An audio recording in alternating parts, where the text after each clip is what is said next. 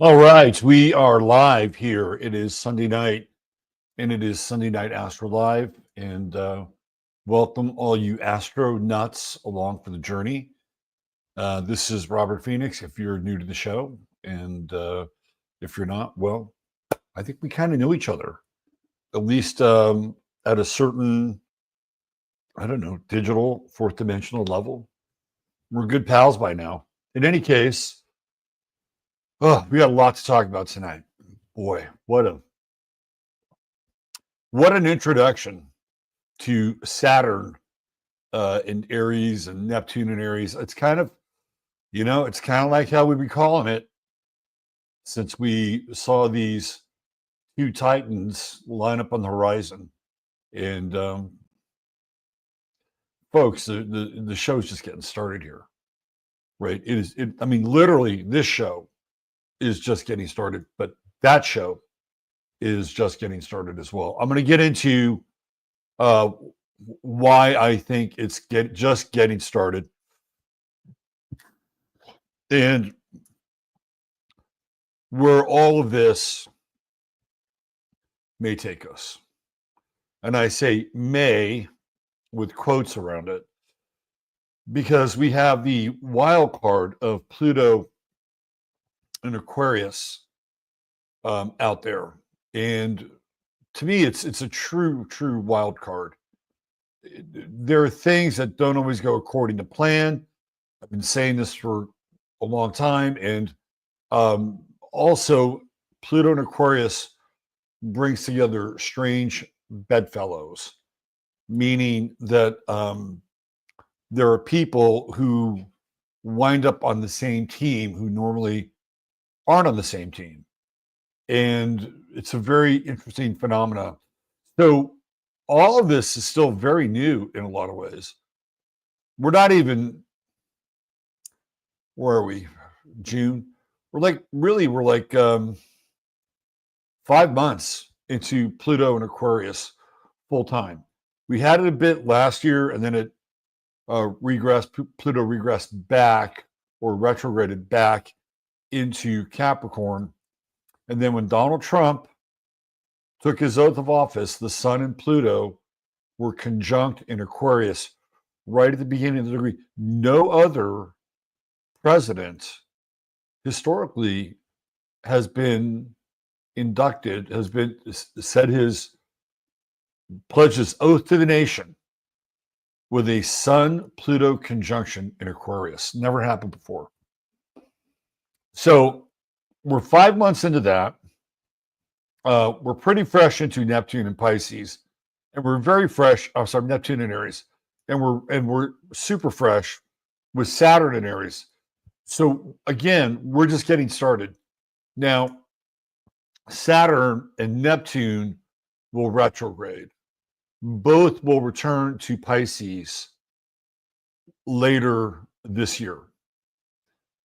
Saturn, I believe, before Neptune, but they'll both return to Pisces, which means that we'll get a bit of a cooling off period.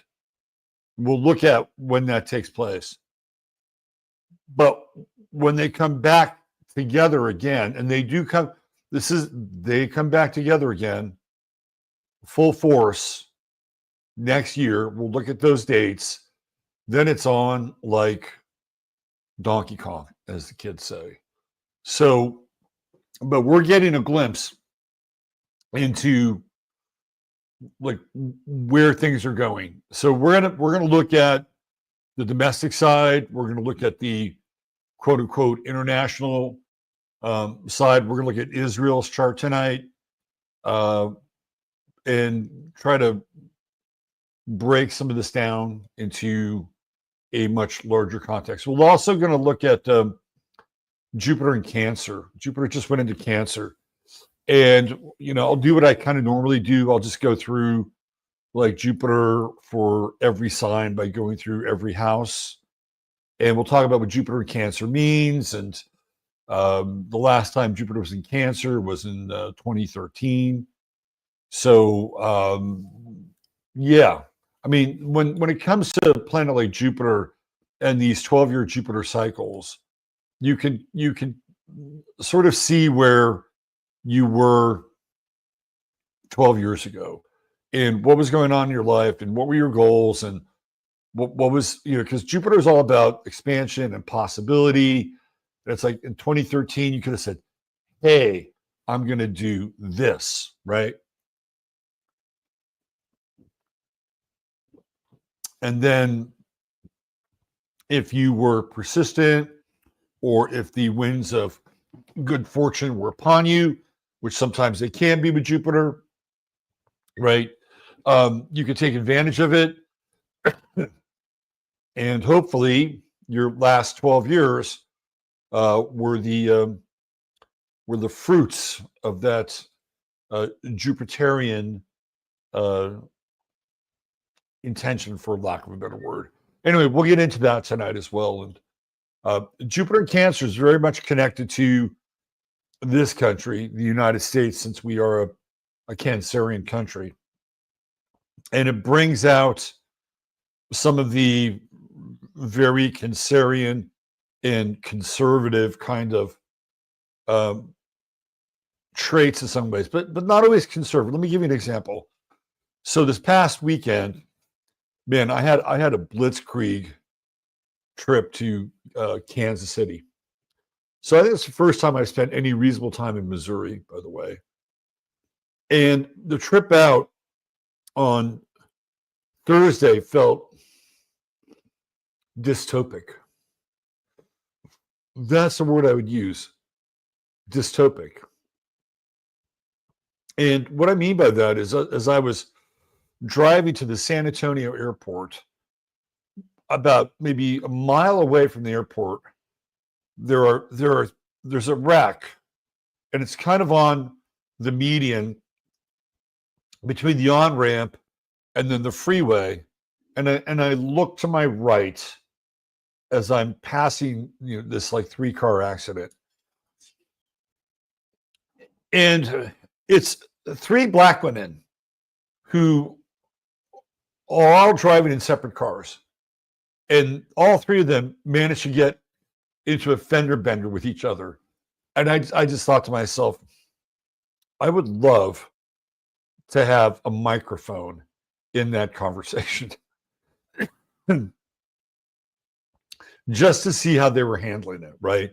And I'm sure they handled it with a sense of grace and aplomb. But it was just an interesting thing to witness, right? On the side. It wasn't even on the side, it was in the median. So when I get to the airport, and all of a sudden it starts to rain and rain heavily. And I wind up not at my normal, I usually go to this like offsite airport parking, which is pretty cool. You park your car, you walk to the shuttle, they take you, they pick you up. But instead, it was raining, there was all this traffic. And I got shuttled, not literally shuttled off, but I got figuratively shuttled off to the long-term parking for the airport itself, which I'd never been in before. And how you pay is, this is the modern world, right? Is the Q code, which is right by your car. Now, it's not for your car specifically, but you enter all your information once you go to the Q code, the website that takes you, or the app or whatever. And then you put your information in there. And then when you leave, it automatically deducts your fee. There's no, waiting in a short line. It's usually a short line to get out of the parking lot. The gate lifts, you give the guy your card or whatever, right? Those days are done. They're gone. They're over. And that felt like super dystopic. And then I go to the I go to TSA, and I always opt out for the picture, and then I always opt out for the scanner, right? So I say opt out, and the guy who's like doing the pat down, he's got long hair. He's kind of a dude, right? Like dude in the sense of Jeff Lebowski kind of dude, and he's chatting away with me, and he's being real friendly. He's almost apologetic that he has to do this. It's a very interesting attitude. And he pats me down, he does all this other stuff, and he takes his little wand and he swipes his little wand on the bottom of my shoes, and he puts my socks, he puts the wand in the sensor, and it sounds an alarm. So then now he's got to have the supervisor come out. The supervisor has to pat me down, does the same thing, goes through my bag. Everything does the same thing. The alarm keeps going off. They can't figure it out. 20 minutes later, I'm done. I'm like, okay, well, let me wait for the plane. And they go to the Southwest gate. I've never seen this before. It was like a fucking Greyhound station. I mean, it was packed though. It was not like an empty Greyhound station. It was like a packed Greyhound station. And everything seemed so kind of absurd in a lot of ways. And then they had this, I don't know what they were doing, but all of a sudden I started to hear this music. And there were these women who were pushing this kind of cart around, and they had this kind of fiesta party music. They were sort of dancing around it, and they were giving out free things. I don't know what they were.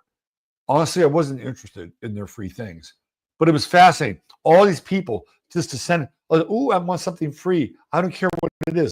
As long as it's free, I don't care, right? It wasn't like, hey, here's some neck pillows for your trip.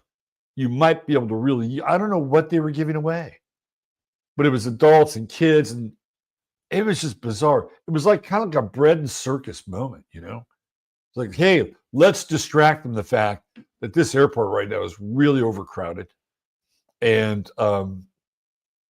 it might be feeling really dystopic, but here, have some cheap shit from China. I mean, that's what it was like. It was weird. So I get on the plane, and I have to transfer to another plane in Dallas. I barely make it there, and I get off that plane, and I land in Kansas City. And I didn't get a rental car because I'm meeting up with my kid for my son for just a couple days. We're going to watch a baseball game on Friday night at Royal Stadium. So what do I do? Right? I talked a little bit about this on the show on Friday, and I got an Uber, and this guy shows up. His name is Angel. He's got a brand new Toyota Tacoma truck, and I wind up sitting in the front seat with him, and he doesn't speak any English. And all of the directions in for the MapQuest or whatever, right, is all in Spanish. So he doesn't have to learn the language. He can enclave, and technology has provided this opportunity to create sort of the inverse of the Tower of Babel, right? So back in the old days, old days when we had the Tower of Babel, everybody spoke one tongue, right? And then Nimrod was intent on building this massive monument to himself. And the story goes is that God wanted no one over him, and that was Nimrod's goal, right? Nimrod wanted to usurp God, and so the story goes that God cast down a lightning bolt upon the Tower of Babel. Hence, we have the Tower card in the Major Arcana, where you see that lightning bolt and it's hitting the tower. That is the Tower of Babel, and then you see the person jumping off the tower, right? And so when the tower falls, people awaken and they all speak different languages. And it's so that one tongue cannot rule them all. Now we're in the inverse of the Tower of Babel, and technology is reassembling the Tower of Babel. But it's not like everybody has to know Esperanto. It's that technology allows people to be able to basically interact in zones where they may not be able to know the language. So this is the case with this fellow in Kansas City. And he was a cool guy. I mean, he was hardworking Mexican dude. He bought this Tacoma truck because he uses it for construction. And so he's got a brand new Tacoma truck, and then he uses it for Airbnb or not Uber, Lyft, and that's kind of the American story, right? Like that's how Americans or people who became Americans and came to this country. That's what they did. They worked their kind of 9-to-5 job, or sometimes 8 to 6 or 8 to whatever, 7 to whatever it was, and then they would do something on the side. And sometimes it was legal, sometimes it wasn't legal, right? But this is how people got ahead, and it's the same story, only it's a different kind of cast of players in some ways. But he was a nice guy. He, dropped me off at my place. I had no car, so he dropped me off at this other place to eat, not far away, which is cool.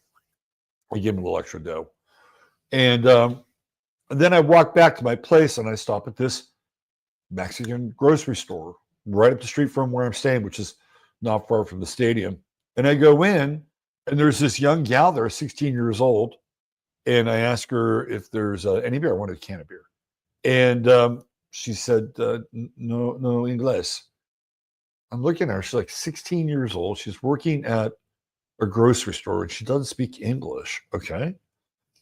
So I go up and I buy my food that I'm going to eat at this place. And I pay her in cash, and she can't do the math in her head. So she has to do it on a calculator, how much to give me back. And I'm like, wow. Again, this is kind of Babel-esque, right? She's able to navigate being, and this is Kansas City. This is not San Diego, right? Or this is not Brownsville, Texas. This is pretty deep into the heart of the middle of the country. And it was fascinating. So then we went to the this is kind of Jupiter and Cancer, right? So we go to the Royals game, and the people in Kansas City could not have been nicer. I have to say, they were really, really nice, genuine people. Like there was something very wholesome about the scene. And this guy, Alex Gordon, who played for the Royals, was getting his number retired, and he was going into the Royals, Kansas City Royals Hall of Fame. So they had a big ceremony for him. Bo Jackson, the great Bo Jackson, was there and helped him put on his Kansas City Hall of Fame jacket. And it was a kind of a testament. And Alex Gordon played his entire career for the Royals, right? He went to college in Nebraska, which is not far away. So it's really this homegrown story. And I'm there in Kansas City, Missouri, and it's families, and it's a ton of kids in the stands, and there's a sense of innocence that I haven't experienced in other places. Now, I know there are pockets of Kansas City that are pretty intense and dark and crime-riddled. In fact, I kind of stayed near one of them, if you want to be honest about the whole thing. But it was a very Jupiter and Cancer experience. This is what I'm getting at, right? Like I went right into the center of the country. I went right into the heartland, and that's what I experienced. I experienced Jupiter and Cancer, and not only that, but where we were sitting, it was this section, and there were 4 women and I think 3 guys, and they all knew each other, and they were super tight. You could just watch them, like they had the interactions of people that had known each other for years. And they may have been in their maybe early to mid 40s.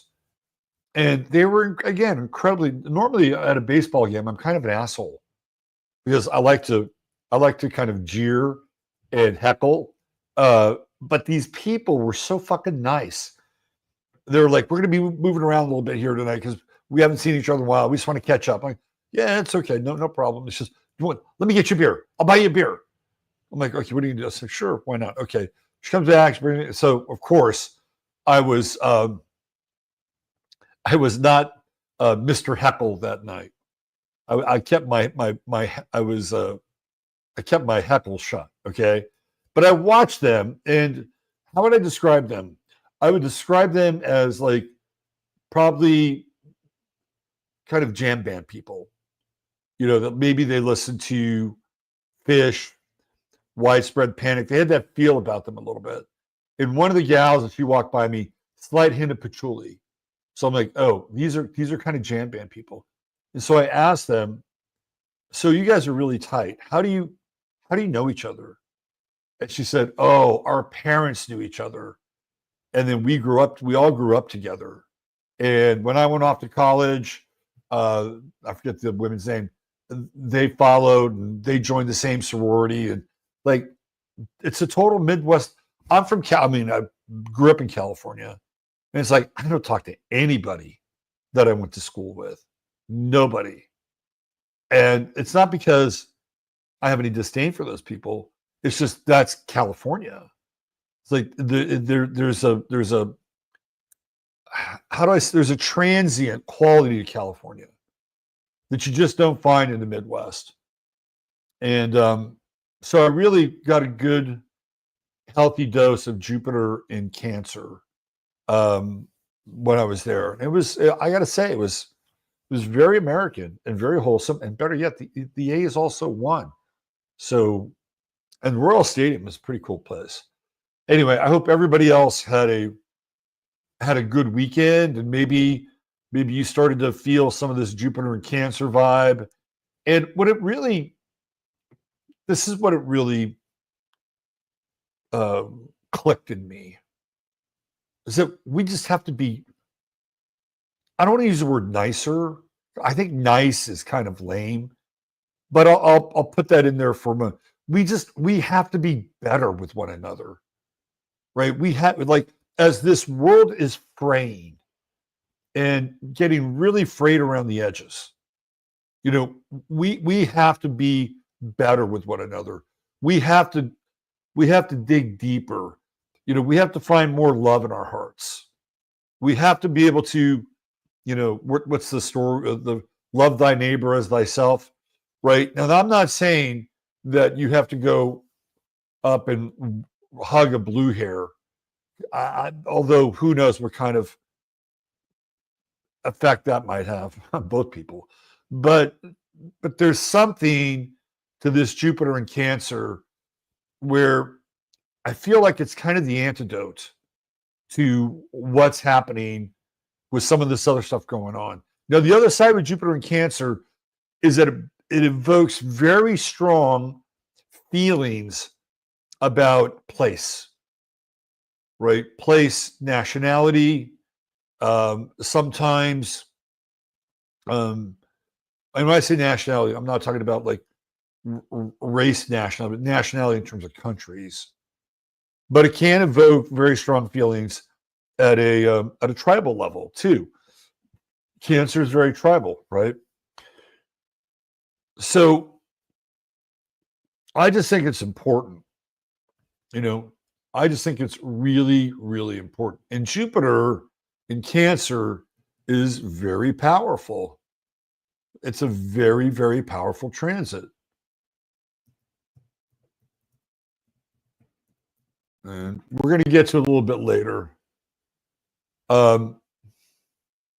Jupiter is exalted in the sign of Cancer.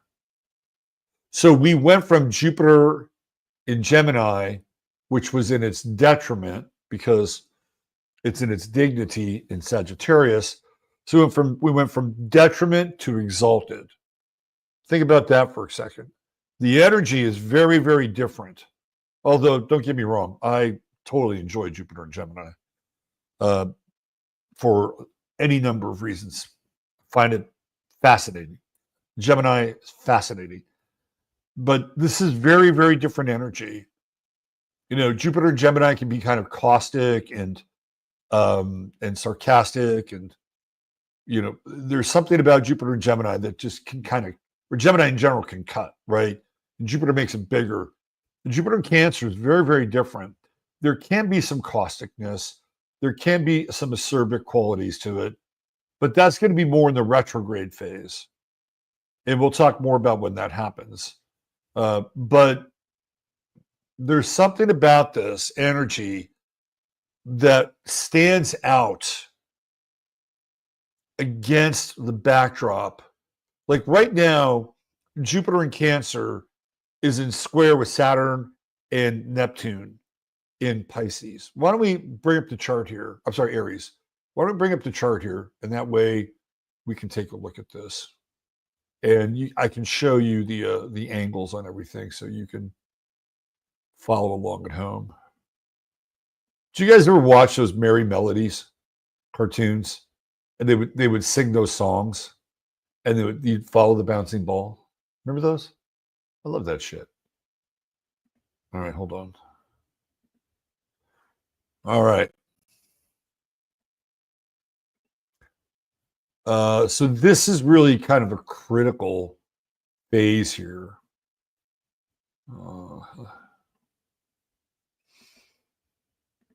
Okay. And let's get back to it. Here we go. All right, we got that. Let me make this a little bit bigger for you guys to see. And zoom in a little bit. All right, so this is the square that I'm talking about. Here's Jupiter right here, 1 degree, just went in, right? Brand new, freshly hatched batch of Jupiter, loaf of Jupiter.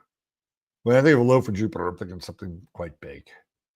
And then here's that square that I'm talking about. Saturn, Neptune. Okay. So I think that there's, in Aries, I think that there's two layers to this square, maybe 3. Let's get into what I would call the fundamental street level layer of the square. Okay. The fundamental street level layer of the square takes us into the LA riot scene. Now, we have talked about the LA riots, or riots in general, and war on this show. And we talked about it, I believe, the 15th of May, if I'm not mistaken. So a month ago, we did a whole show about this. I'll show you the thumbnail a little bit later.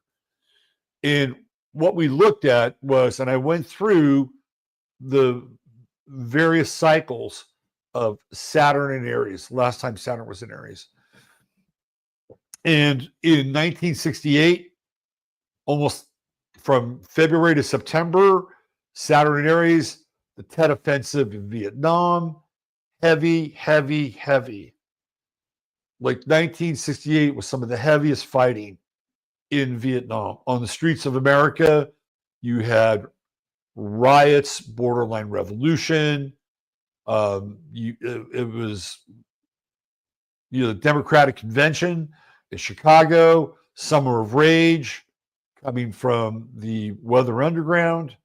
It was heavy. France has a revolution in the streets, almost goes completely communist. Decadal wound up actually leaving France. It was that bad, right? So what we were doing was setting this stage for war and riots from that period of time. And straight out of the gate, what do we get? It's riot season in America again. And then, of course, now we're dealing with a war, and quite potentially a third world war. I'm not going to let the cat out of the bag too much, but I'm going to give you a bit of a headline for a little bit later in the show. This is the presage for a third world war. This is where all of this is beginning to matriculate towards. And I'll show and share why I believe this is happening, and how we may be able to avert it. Because I don't think anybody wants a third goddamn world war, except for the architects of it. And believe me, they're a handful, right? They're literally a handful, but there's a handful. I'm guessing there couldn't be more than 200 to 250 people at a high level that really want World War III. I mean, wrap your head around that. 200 to 250 people at a high level that want to engineer a global conflict. We'll get into more of that, which means that the majority of the people don't want it. And this is where we start to get into this Jupiter and Cancer squaring Saturn and squaring Neptune, right? It's like right now, how many people feel all that enthusiastic about going into World War III? I don't. Most of you don't. The conservative Christians, well, they're happy about it because they're one step closer to their end times porn, right? I don't mean to insult Christians, but it's kind of end times porn. The Chabadniks have their own version of it as well. And keep in mind, Donald Trump, his daughter and his son-in-law are deeply embedded in Chabad Lubavitch. And in Chabad Lubavitch land, they have to have the Moshiach, who is the return of the Jewish Messiah. The ingredients and the conditions for that have to be very specific. And I think we are approaching the end times theater for both the Chabadniks and the dispensationalist Christians, who just cannot wait for the rapture. So they get to sit in their theater seats. You know, those big seats you sit in the theater if you still go to the theater, right? They're big, they're comfy, they got cup holders, they can lean back. You know, they're made out of, faux leather or whatever you call it, right? So they get those, and they're sitting there, and they get to have popcorn, soda, hot dogs, whatever they want, and then the screen, right? The movie they're watching is the apocalypse, right? They're in heaven, and they're in Raptureville, and they're all eating popcorn and drinking whatever they want, and they're watching the apocalypse. They're watching the end times on Earth in their fancy heavenly theater lounge chairs. I'm pretty sure that that's how it's sold to them. I'm pretty sure about that. And then, of course, it becomes a kind of what would you call it? I wouldn't call it a revenge movie, but it's kind of a revenge movie, because then Jesus is supposed to come back. Now, here's the kicker, which is weird, because he's supposed to, tell all of the Jewish people to finally repent. To finally repent. And this is their last chance. And if they don't, then he's supposed to lay waste to them. And then they're done, right? The scourge of the killers of Christ has ended upon God's great green earth. And then as a result of that, 1,000 years of peace. Imagine that. But somewhere along the way, the dispensationalists lost the plot. They lost the last part of that, because somehow there was this inversion with Judaism and Islam, right? And so instead of like Jesus coming back and giving the Jews their final chance, it's somehow kind of flipped and morphed into the Muslim thing. And because now Israel is so vitally important to the end times interests of Christians, namely because there only has to be one Israel. They can't have a two-state solution. But so think about this, all right? This is the relationship. Think about this, and we're going to get into more of this. That let's say you have a really, really good friend, and you do all these things for your friend. And you send them money, right? You sing their praises every day. You know, you do all these things. Your friend is the best friend ever. There could be no greater friend. There could be no friend that would have more importance in your life than this very friend. And somewhere along the way, all of your very kind actions, the loving support of your friend, leads to your friend's death. Think about that for a moment. You're doing all these things for your best friend ever, knowing that you're doing them so someday somebody will come along and say, "Hey, motherfucker, you either change your ways or you are going to die." And you're doing that for your very best friend. And your best friend, well, what's going on here? You were really cool all these years, and you treated me like the best friend ever, and you sent me money, and you sang my praises in church every day. How can you just turn on me like this? Like, to me, that is completely psychopathic. Like, if you had a friend like that and you did all those things, you're knowing full well that your friend was going to die, unless, of course, your friend had a change of heart. And it's like, well, you see, we treated you, I treated you so well all those years because, I wanted to show you compassion, and I wanted to show you abundance, and I wanted to show you like God's good grace and love. That's why I was always your friend. But it's pretty conditional, isn't it? In some ways, like it's not an unconditional friendship. It's like there's a little clause in there. It says up until this moment in time. And after this moment in time, you're not my best friend anymore. You're not the person that I've sung praises to, huzzahs, hallelujahs, sent millions upon millions upon millions upon millions of dollars to. No. Now you're marked for extinction and you're no longer my friend. Imagine living your life like that. Imagine having a friendship like that. Could you? I don't think so. I don't think most people could. But that's what the relationship with the Christian side of the Jews is like. It's almost like we're going to fatten up the pig before the slaughter. But who's playing who here? Because now it feels like it's no longer about that. It's like the bad guys are the Muslims.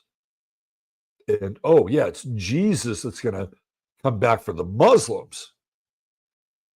Like there's been this whole kind of bait and switch, 3-card Monty, this religious 3-card Monty that's going on.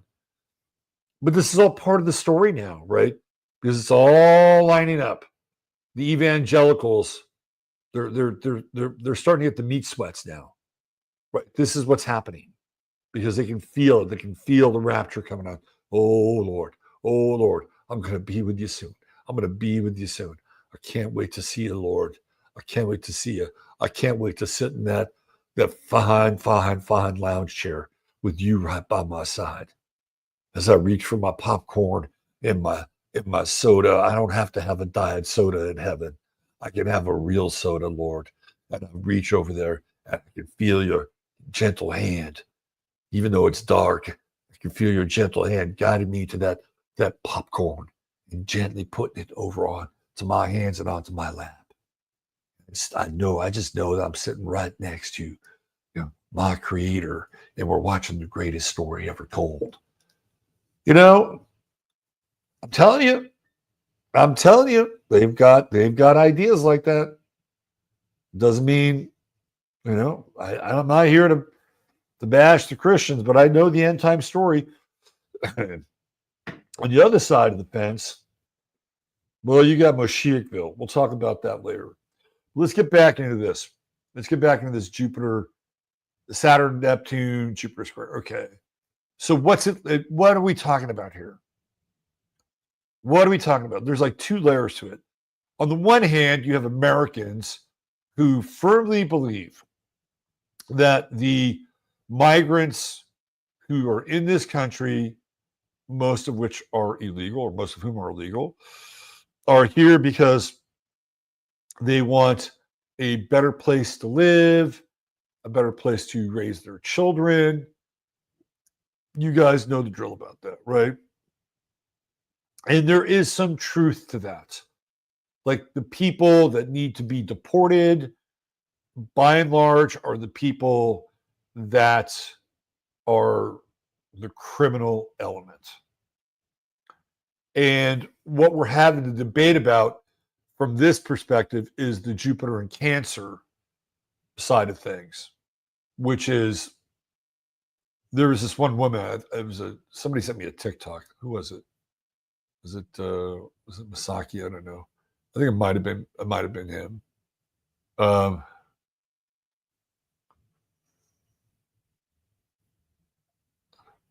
Yeah. Yeah, I'll show you this. This is this white liberal woman. Let me see if I can pull it off I'll show this to you. This is what I'm talking about. This is kind of like the low level version of the Jupiter, Neptune,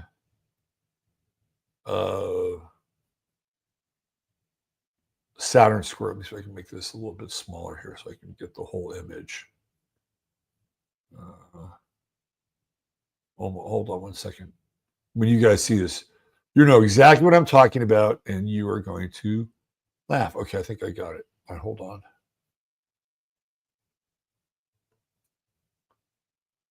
All right, here it is.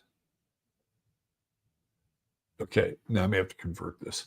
But this is exactly what I'm talking about. Like the, oh yeah, cool, got it. Okay, there it is. Let me bring it up here. So this is like the low level. This is the low level version of Jupiter, Cancer, square Saturn, Neptune. Fuck ice, no human being is invisible. Old liberal white woman is furious that President Trump deported her slaves. My housekeeper and gardener didn't show up today. That's the low level. That is the low level. Now, even with AI, I think that that's probably a real photo. She's got some Chinese calligraphy here in the background, a little bit of faux enlightenment, right? Looks like she needs some teeth work. But that's the low level. Like that, Jupiter and Cancer are the people that, that theoretically, like it's very domestic. Jupiter and Cancer is very domestic. So we're talking about like at this layer, like the help, right? And she's not happy. She's not happy that the health didn't show up that day. So that's it's kind of like one level, right? This is the people, and look, there's some truth to this. I ain't gonna lie. There's some truth to this. There are people, who come to this country. I guarantee you, if you eat at almost any restaurant in the United States, not every single one, but almost any restaurant, most of the cooks are Mexican. And they can learn how to make just about any dish. And they work incredibly hard. They're incredibly fast. They're incredibly efficient. My father, when he was still alive, his last job before he retired, he had it for about 12 years. And he delivered meat and produce to different restaurants There was a local company in the Bay Area called DeLuca, and he worked for them. And he would drop off all this different food stuff to these various restaurants. And he said that the Mexican restaurants, or the restaurants where the cooks were majority Mexican, he said they were spotless, absolutely spotless. They kept everything totally clean, right? So there is some validity here, right? That as Americans, we have benefited from the application of labor from people from the South. Now, it's an interesting question or mind experiment to ask, like because it all started with Reagan, and Reagan gave amnesty to a bunch of people that were here already. And I think that was one of the deals he had to make in order to get elected. Once that happened, the word went out to Mexico and parts south, like, hey, it's much easier now in the United States than it was. And Matt Walsh has this theory that Reagan did that because he had the greatest win over any other Democratic candidate in history. Like the amount of votes that Jimmy Carter got between what Reagan got was massive. It was a slaughter of epic proportions. It would be like one of the 1970 Pittsburgh Steelers teams playing a high school team. I mean, that's what it was like. And so the idea was that Reagan always wanted to be that guy. He always wanted to be the most dominant president in the history of the country, starting with his historic win and with it an equally historic mandate. And by allowing more people into the country, Reagan knew that with further elections, the gap of any Republican president getting elected would be smaller. And over time, it was. And in fact, we did not have a Republican president since George Bush. All right. And that was a blip on the fucking radar. So George Bush for 8 years. Prior to that, it was his father. And he had to cheat to get in anyway. So what would America have been like if Reagan hadn't done that? What would the migration trends have been like? Would we have other people cooking our food, mowing our lawns? Would we have had more homegrown lawn service businesses? I don't know the answer to that. We would have evolved differently. There would have been a different evolution of society here in the United States. Now, has it been terrible? Not really. Right?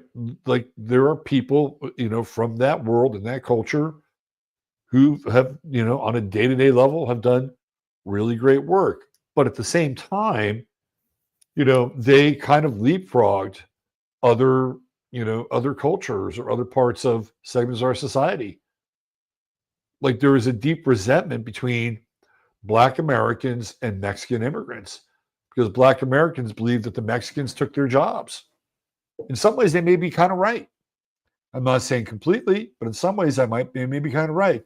So you notice now with these protests that it's not a full-on like rainbow coalition. Like BLM is not on the streets.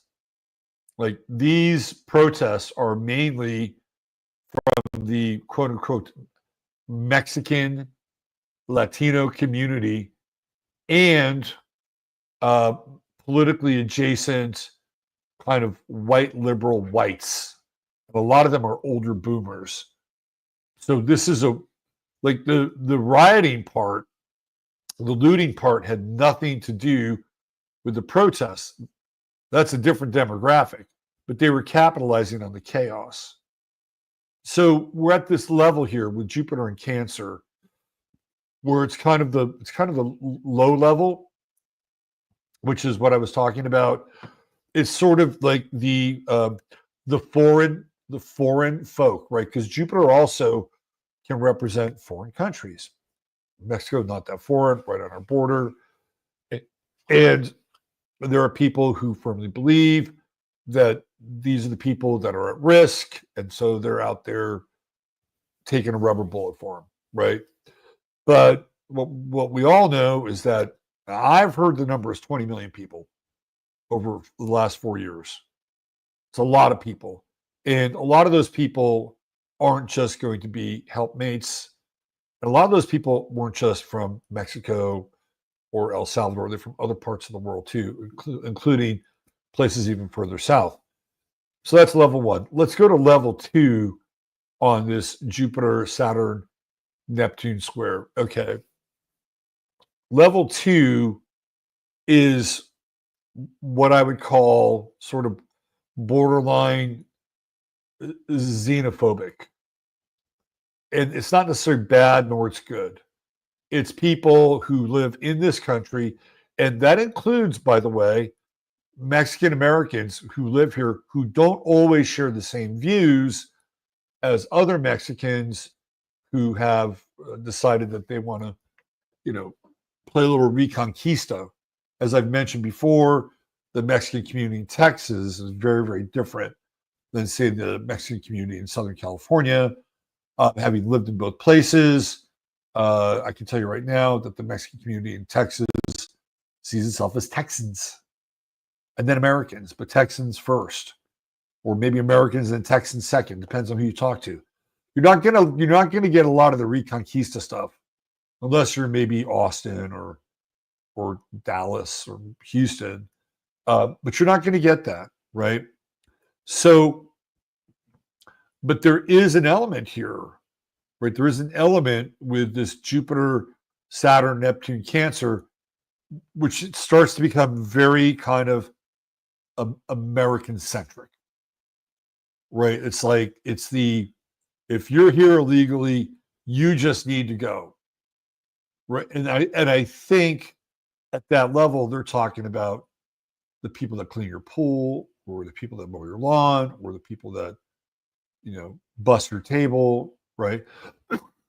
Or the people that cook your food or wash, whatever.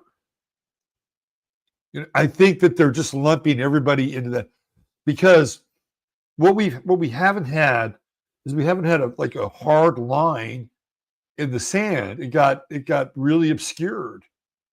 And so now what people want now is they want a hard line again. And this is what I'm talking about. So doesn't matter how you got here, you're illegal, get the fuck out.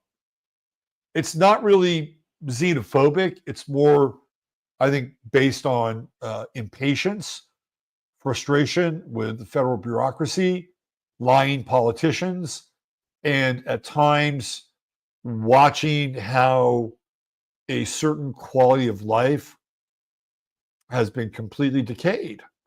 And some of these people understand that quality of life isn't just based on the keeping wages lowered because people from another country come in and work for less, although that's part of it. They do understand that. But the other part of this too is the amount of drugs that come up from Mexico. And we're talking fentanyl. We're talking methamphetamine. Back in the old days, it was cocaine. That's still coming, but it's methamphetamine and fentanyl are much easier to produce, much cheaper. In the case of fentanyl, equally as addictive, and it destroys society, right? So some people understand that as well. But then you'll hear stories about MS-13 and Tren de Aragua, and this is where some of the borderline, maybe not so borderline, the xenophobic stuff comes in. It's kind of like layer two with this Jupiter, Saturn, Neptune square. That comes into play. So you have this one layer, which is people that want to defend the rights of the people that came here because they're oppressed. They're looking for a better life here. They probably have some of these people employed either directly as people that clean their homes, mow their lawns, or in some cases, or even part of their business, and they have them as much cheaper labor. But then there's this kind of ideological thing that goes along with it. Cue up a little Woody Guthrie. This land is your land. This land is my land. So your land now becomes the people that live here. So there's that, right? And then the next layer up from that is the other side of that, which is if you're illegally, get the fuck out. They're both sides of the same thing, right? They're both sides of the same thing. Although the other layer, the second layer, has a little more legitimacy because there are laws that have been broken, and you can make a case for deporting people under those circumstances. But you also get this built up frustration and attitude, this pent up aggression that is now starting to come out. Remember, Jupiter makes everything bigger, right? That's the whole thing with Jupiter. It makes everything bigger. So the next layer or level on top of that is because we're dealing with polarity, right? Those are two kind of views. I would say one is slightly higher because it does have a bit more legal and I would say moral ground with Jupiter and Cancer. But the other one is slightly below it because they're trying to, again, theoretically defend the rights of people that are here and really aren't causing any trouble except for the fact that they're here illegally. Okay. Now, you could also use that layer, that same bottom layer, as the people who are the protesters and who are the shit disturbers and who are the perpetrators. Now, that already took place. Like that was happening when Jupiter was in Gemini, right at the edge. Right? It was just right at the edge. And it was still in square with everything. But it's like that was the agitation point. And it's like, we're going to flip this bitch. We're going to cause as much chaos and havoc. Now, you have to understand, too, that this is an extension of what started in 2016 when Donald Trump was elected. There was a color revolution that took place in 2016 when Bill and Hillary Clinton showed up finally after Hillary cried her eyes out and apparently threw bottles of wine at people all night about losing. They showed up in purple. I thought, why the fuck are they wearing purple? It's like, oh, okay. Yeah, it's red and blue together. What are they talking about? Bringing people together? I said, no, it's the color revolution. So just as a reminder, I'll show you what they looked like that day.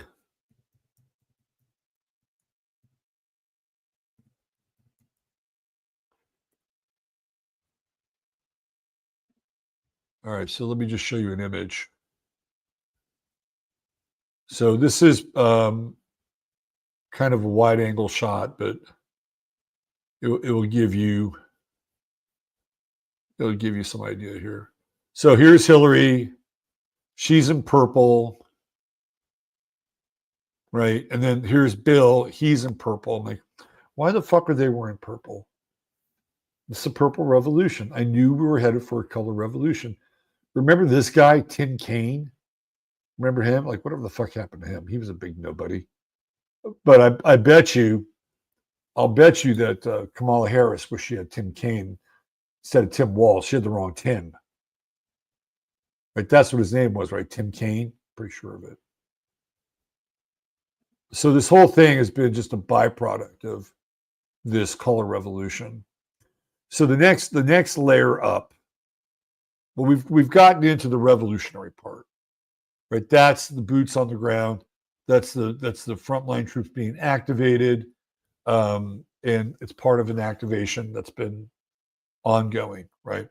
We got into Claudia Scheinbaum a little bit on Friday's show, and Claudia Scheinbaum, if I'm not mistaken, is also a Cancer.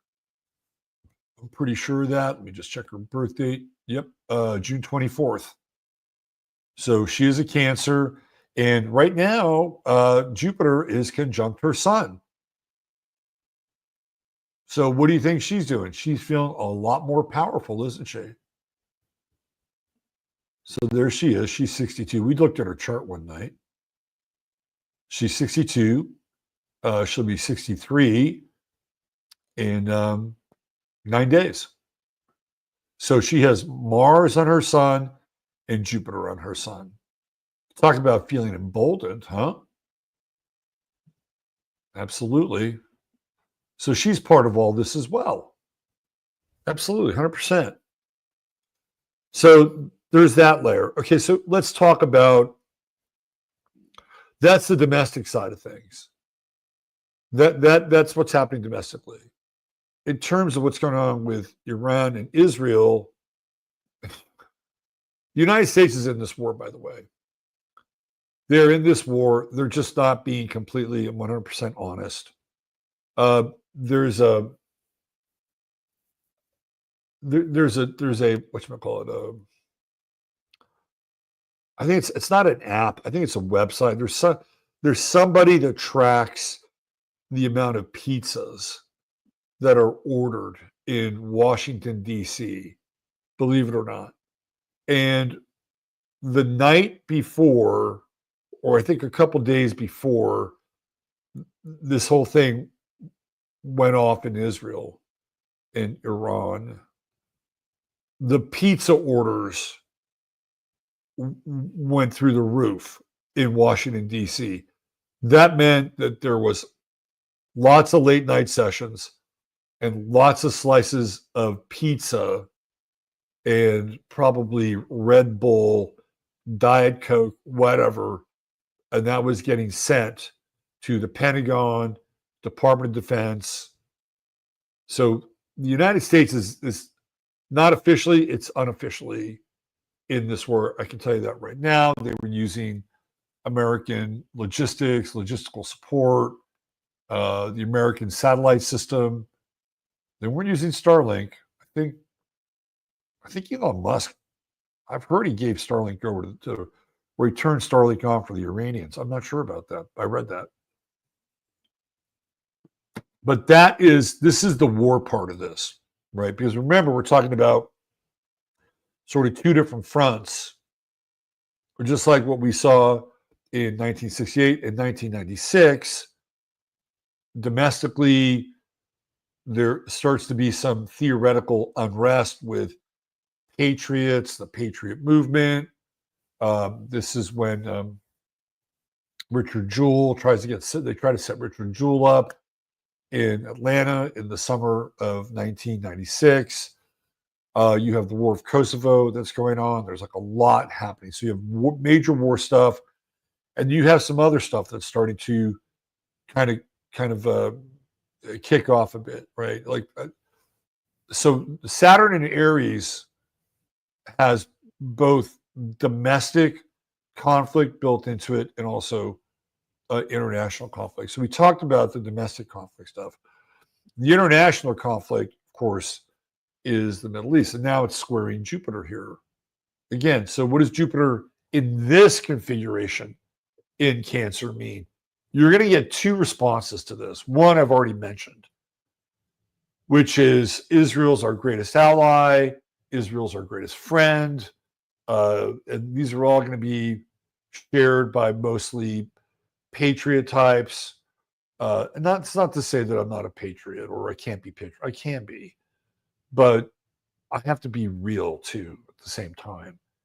And the dispensationalist religious types, like you're going to get a lot of conflation with Jupiter and Cancer squaring off against Saturn and Neptune, like kind of all in. Like remember, Jupiter is always more. So if there's more of this kind of, this kind of built-in idea that, Israel and America are twins, or they're religious soulmates or whatever, right? Like there are going to be people that will defend them to the death. Literally, they'll defend them. But what's been happening is that Benjamin Netanyahu is a really hard sell. He is a really hard sell for here. I'll give you an example.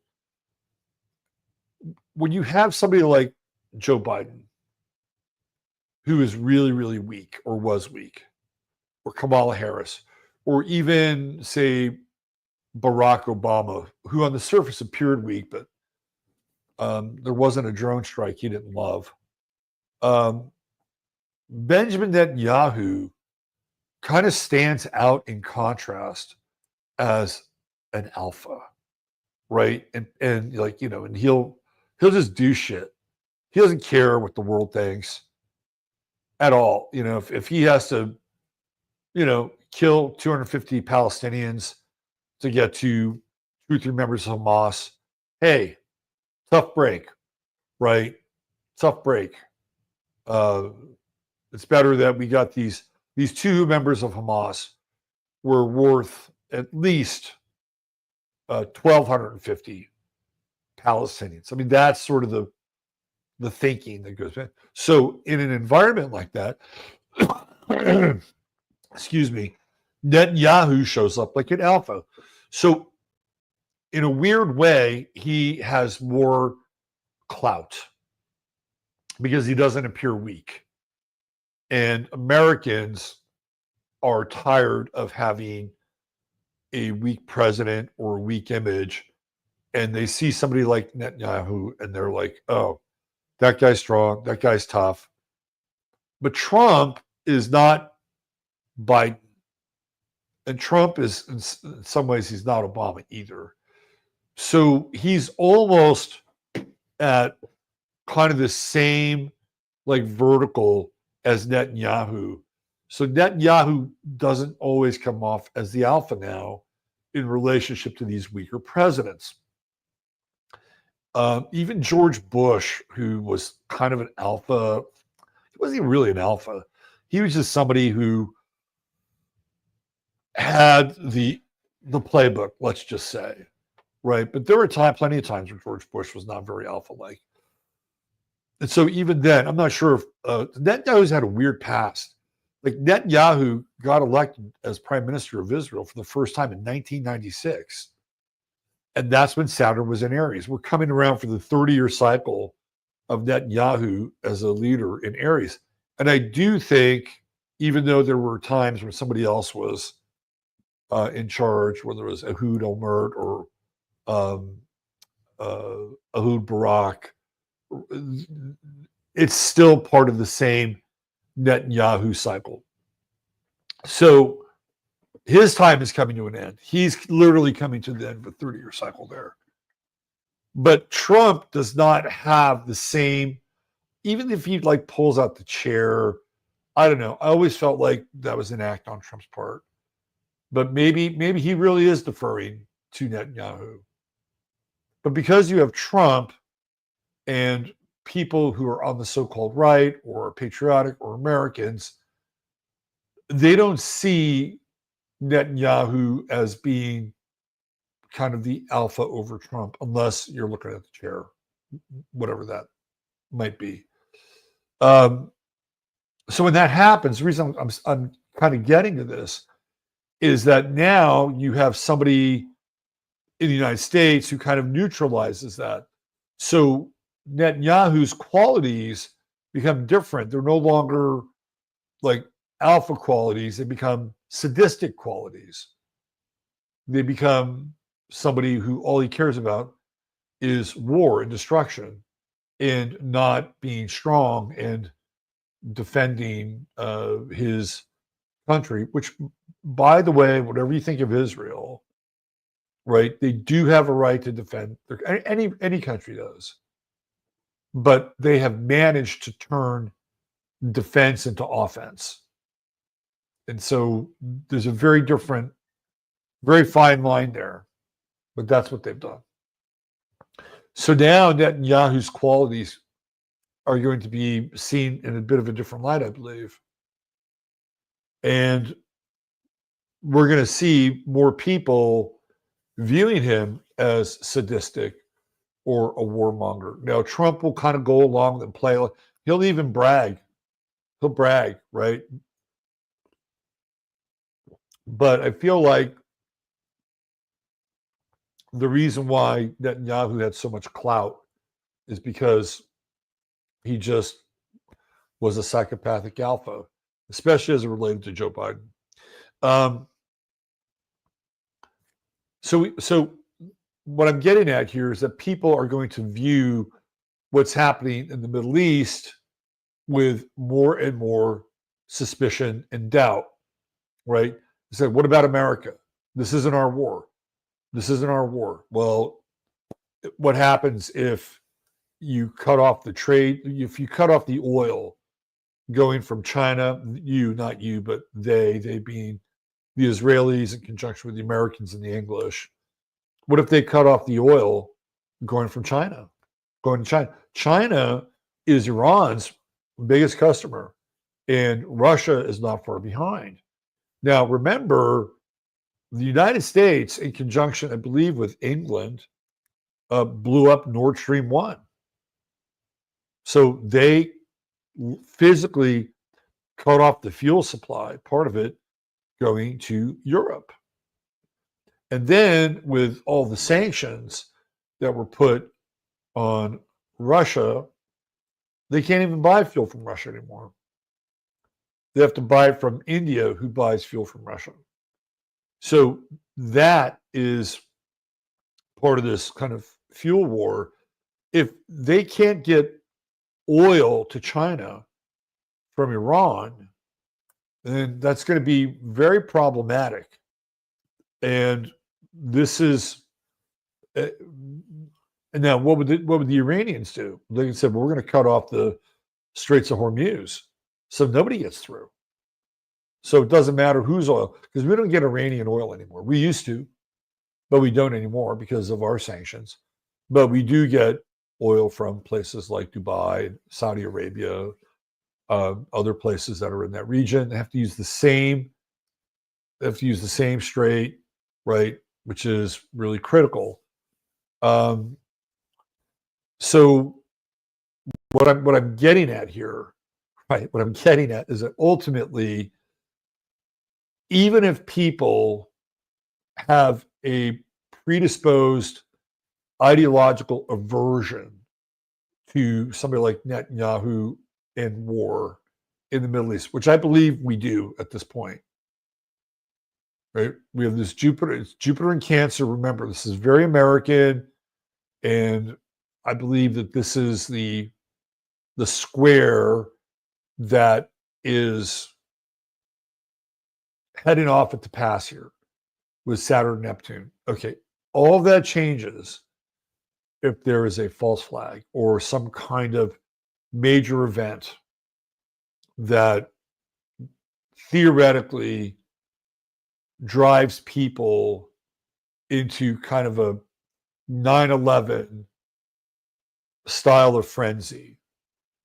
I'm a little concerned about this because this is where this Jupiter-Neptune square can really come into play. And if something happened in America, Russ and I talked about this on Friday's show. And one of the things that I had put on the table was some kind of cyber attack. Now, I don't believe Iran would carry out the cyber attack, although who knows, maybe they could or would. I believe that other parties who would be much more interested in the United States joining in the war effort would perpetrate that kind of an act. If you know anything about 9/11, you know what I'm talking about. And so if we had a cyber attack and the entire grid went down, 3-4 days, mass havoc, mass panic, we got these, we still have the burning fires of these street conflicts going on. Can you imagine what that would be like with 3 or 4 days of no power, summer heat? It could be hell. It could be absolute hell on earth. And then when it all comes back on again, we were told that it was a cyber attack that was put out, that was executed by Russia and Iran. And we get all the experts lined up. And then who knows what happens when we have to get back online again, all the power, who knows what hoops we have to jump through. What happens with the banks, right? Like this is a perfect storm for this great reset to happen and also have a war at the same time.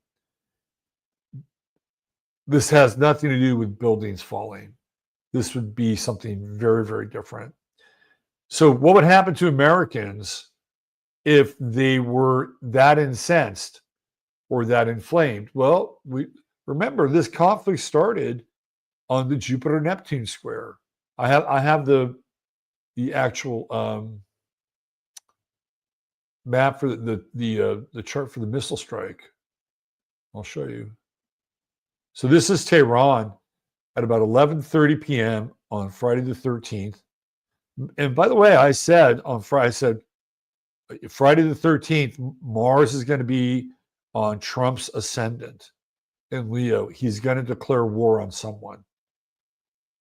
And I don't know if Trump actually declared war, but I think that he didn't have a problem with what Israel did. And it seems to be that there was significant planning going on ahead of time. What's interesting here is, again, look into Iran's chart. Where's the sun? It's here. Here's Jupiter. Jupiter's right there in Iran's chart, right in the fourth house. What's it doing? Squaring Saturn, squaring Neptune. It's like, oh shit, look at that. These are the exact same squares we're talking about, but it's literally hitting home for Iran. Also, we have the Mars-Uranus square. That's been in the backdrop as well, and that's just been hellish. Conflict, pride, it's been hellish. And extremely rebellious, right? But also, this is right on Trump's ascendant, right? That degree, that Mars. And that's where Trump has Mars in his chart. So he has his Mars return. So you can see what's happening here. And even in the second house, you got this Pluto in the 12th house of Iran, squaring Venus down here in the second. And that is resources, right? This is resources. This is hard resources. And they went after the refineries, some of the refineries. And that is also very much connected to Saturn, Neptune. Neptune rules gas, right? Gas, fuel, all those liquids that make things go. Like this is pretty heavy. This is pretty heavy energy. Yeah. In conjunct. Right here, let's see, Pluto, Jupiter in conjunct. Yeah, and it's in Iran's 12th house. Huh. I don't know. I always feel very strange about Iran's government. Like I'm not totally sold, There's something very unusual, very, very unusual about it. Let's get back to this. Considering we helped set the government up back in the good old days with running the Ayatollah, the Shah, and then bringing the Ayatollah in. So this is what I'm talking about with this Jupiter square Neptune, square Saturn. We get an event like that. Then what'll that do? Well, it'll get Americans all fired up, theoretically.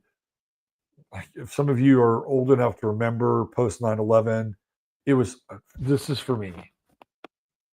I felt it was horrible.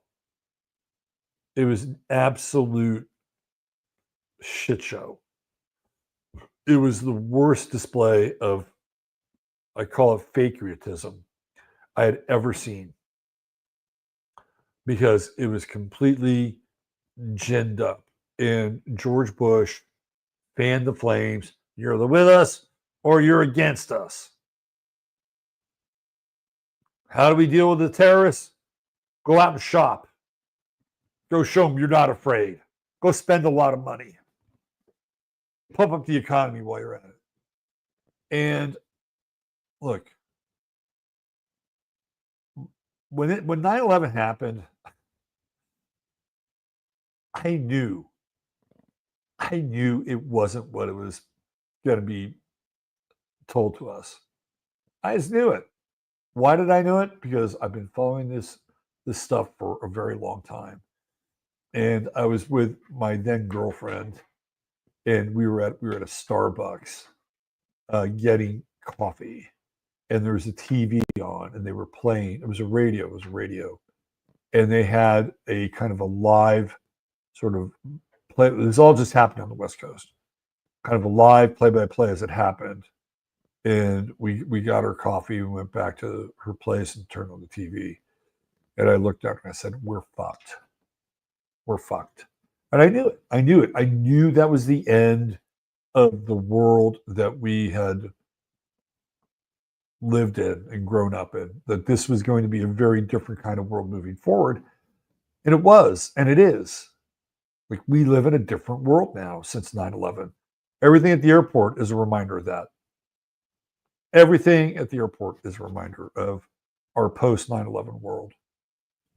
And what happened, of course, is that, we're in that pump up the volume, USA. I mean, it was really, because I knew, first of all, I didn't know exactly who did it, but I knew that the people who they said did it probably either did it with some kind of complicity or they didn't do it at all. And I just had to hang out and start to wait for the information. That's like, oh yeah.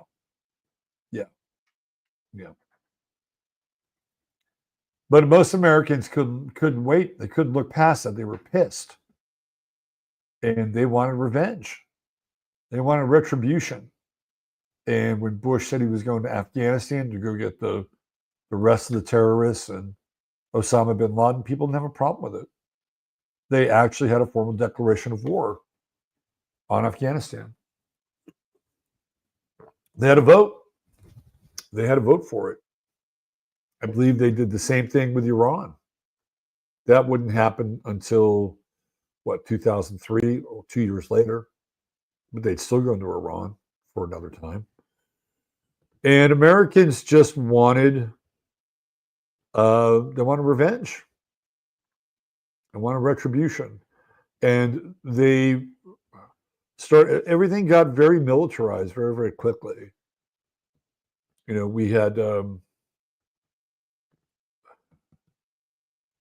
it was like we had all these displays of force at football games. There were always these jets and flyovers, and it's just a fucking military spectacle.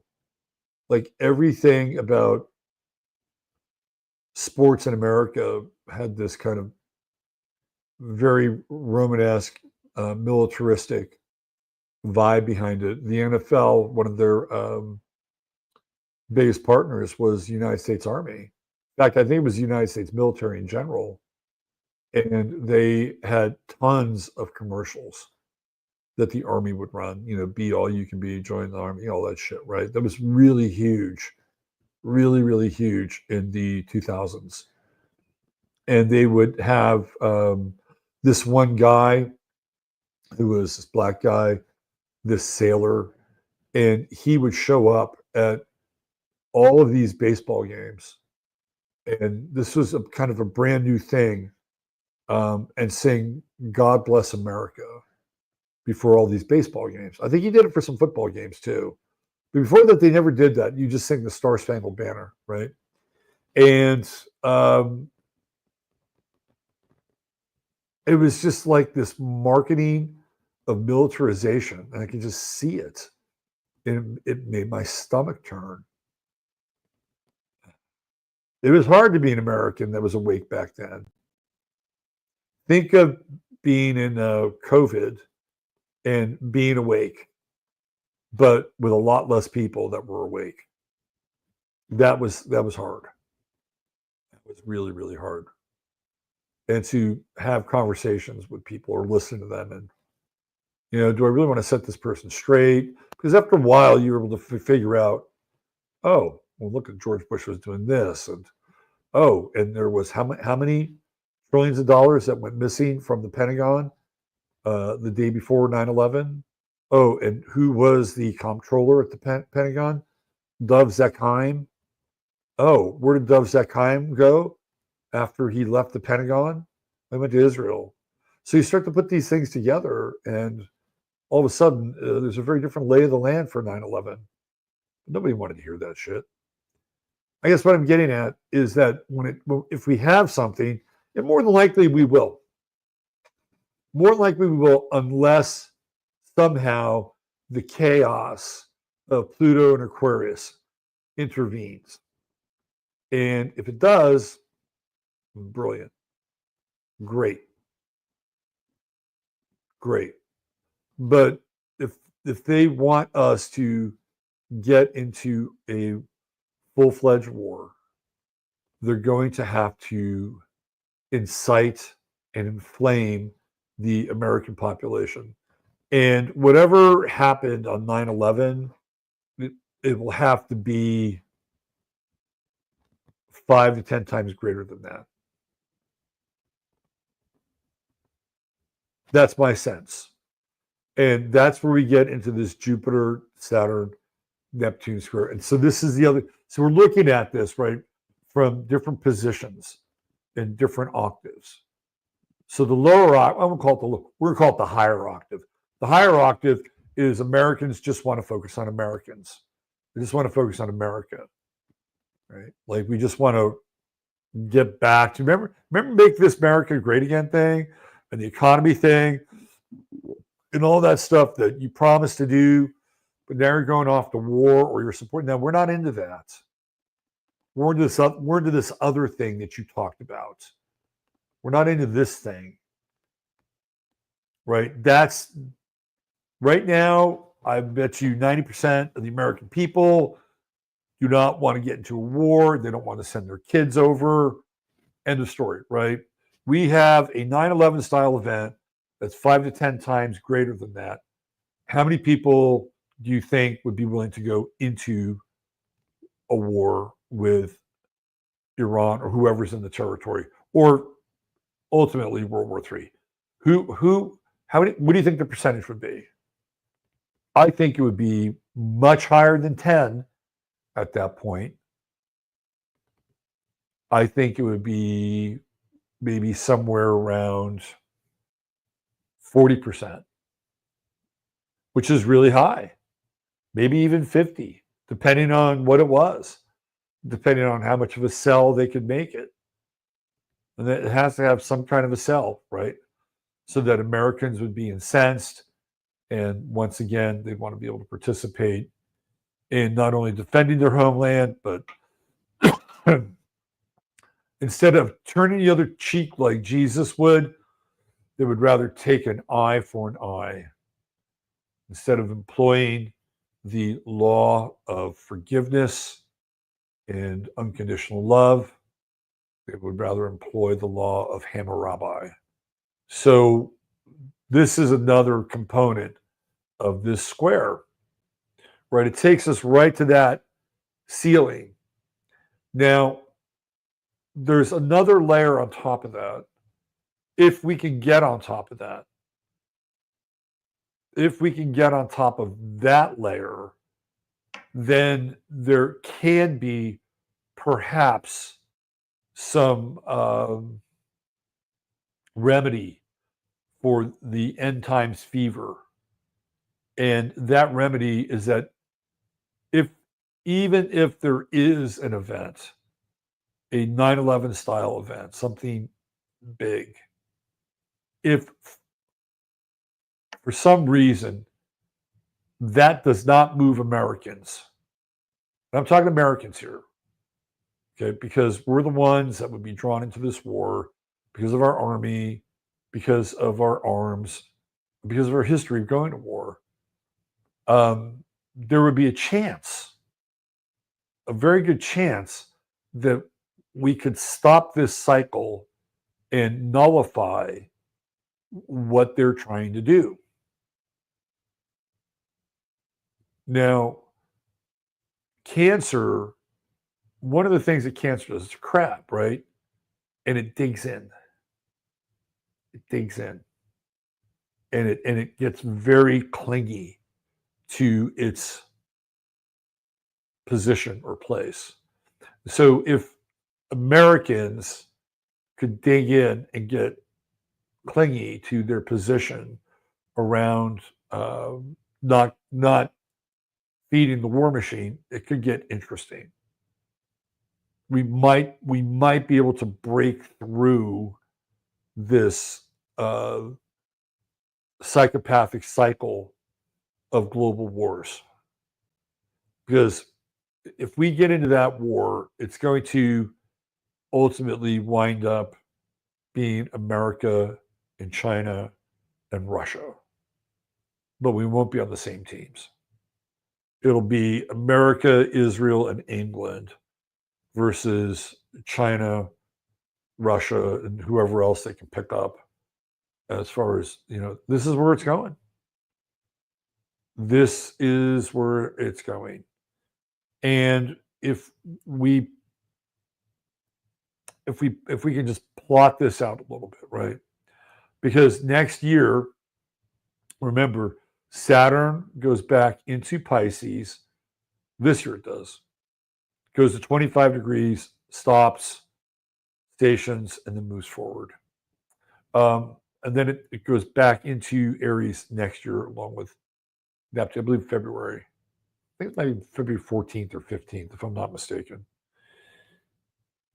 And then we're 3 years, right? We're 3 years there with Saturn in Aries, which brings us right to the edge of 2029. And then Saturn moving into Taurus. And then we hit the magic number 2030. So there are two things about 2030. Most of you know Agenda 2030, which ultimately this is all about. But the other part of 2030 is that it represents a new decade. And every time we have a new decade, something major occurs at the beginning of that decade. And so the decade before it is kind of like left in dust in some ways.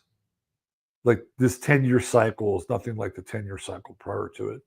And that's only picked up as we've kind of moved faster and faster, right? So if we go to 2000, the year 2000, we had the whole Y2K thing. And again, who knows how much Y2K actually affected things? It might have affected things more than we know. But it was one of those decade kinds of events. And we get 1 year into the decade, and what do we have? Actually, it would be almost 2 years. It'd be 1 year and 9 months. We have 9/11. And everything in the 2000s is shaped by 9/11 from that moment forward. It's nothing like the 90s. Nothing. And I mean, I could go to what would be the next one? Be 2010. I'd have to go back and look. But the 2010s are very, very different than the 2000s. In the 2010s, you have second term Barack Obama, right? And so Obama gets elected in 2008. So 2010, he's in his second year, right? And then 2012, he gets elected again. So we have basically 6 years of Obama in the 2010s. And that is a pretty radical departure for this country, right? Barack Obama, pretty radical. And then Trump, the disruptor, comes along. I don't think he was supposed to win. I think they really wanted Jeb Bush or they wanted Hillary, He took care of Jeb Bush. And then they got Hillary aboard. And Hillary would have been kind of an extension of Obama because she was running foreign policy for Obama for like most of that time, right? So the 2010s would have had a very same look all the way through, but Trump comes in 2016 and disrupts everything. Then we get to 2020, and then what happens in 2020? We have COVID right at the beginning of the decade, and boom, we're in this entirely new world again. So these changes that happen at every turn in every decade are significant. 1960 heralds the 60s. It's nothing like the 50s. Nothing. You may have a few shows from the 50s on TV that are still in the air, like 1962, 1963, but it's a different time. It is a very, very, very different time. The protest movement is starting to happen. Folk music is starting to take roots, right? It's like the Beatles are about to come on. It's just a different time. John F. Kennedy dies, 1963. So I bring this up because 2030 is Agenda 2030, and it's also this new decade. So the idea here is the last 3 years of this decade, really from, we'll go 2026 to 2029 and to 2029, leading up to 2030. These 3 years, I believe, because Saturn's in Aries for 3 years, I believe that these 3 years are going to be, they're going to be laid with war. Again, unless this Pluto in Aquarius kind of wild card thing kind of comes into play, unless we can come together here with Jupiter and Cancer and, and kind of lock arms and say, we're not going to go fight for these fuckers. Right. But again, that's in the context of where we are now. If we have an event which conflates all of this, that's a whole different discussion. But the idea would be to get to a point where over the next 3 years, and some of you may not like what I have to say about this, but this is not me,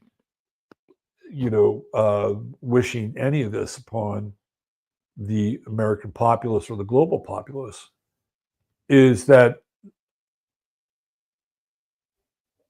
the social engineers, the people who have vested interests, and again, we can talk about what the vested interests are.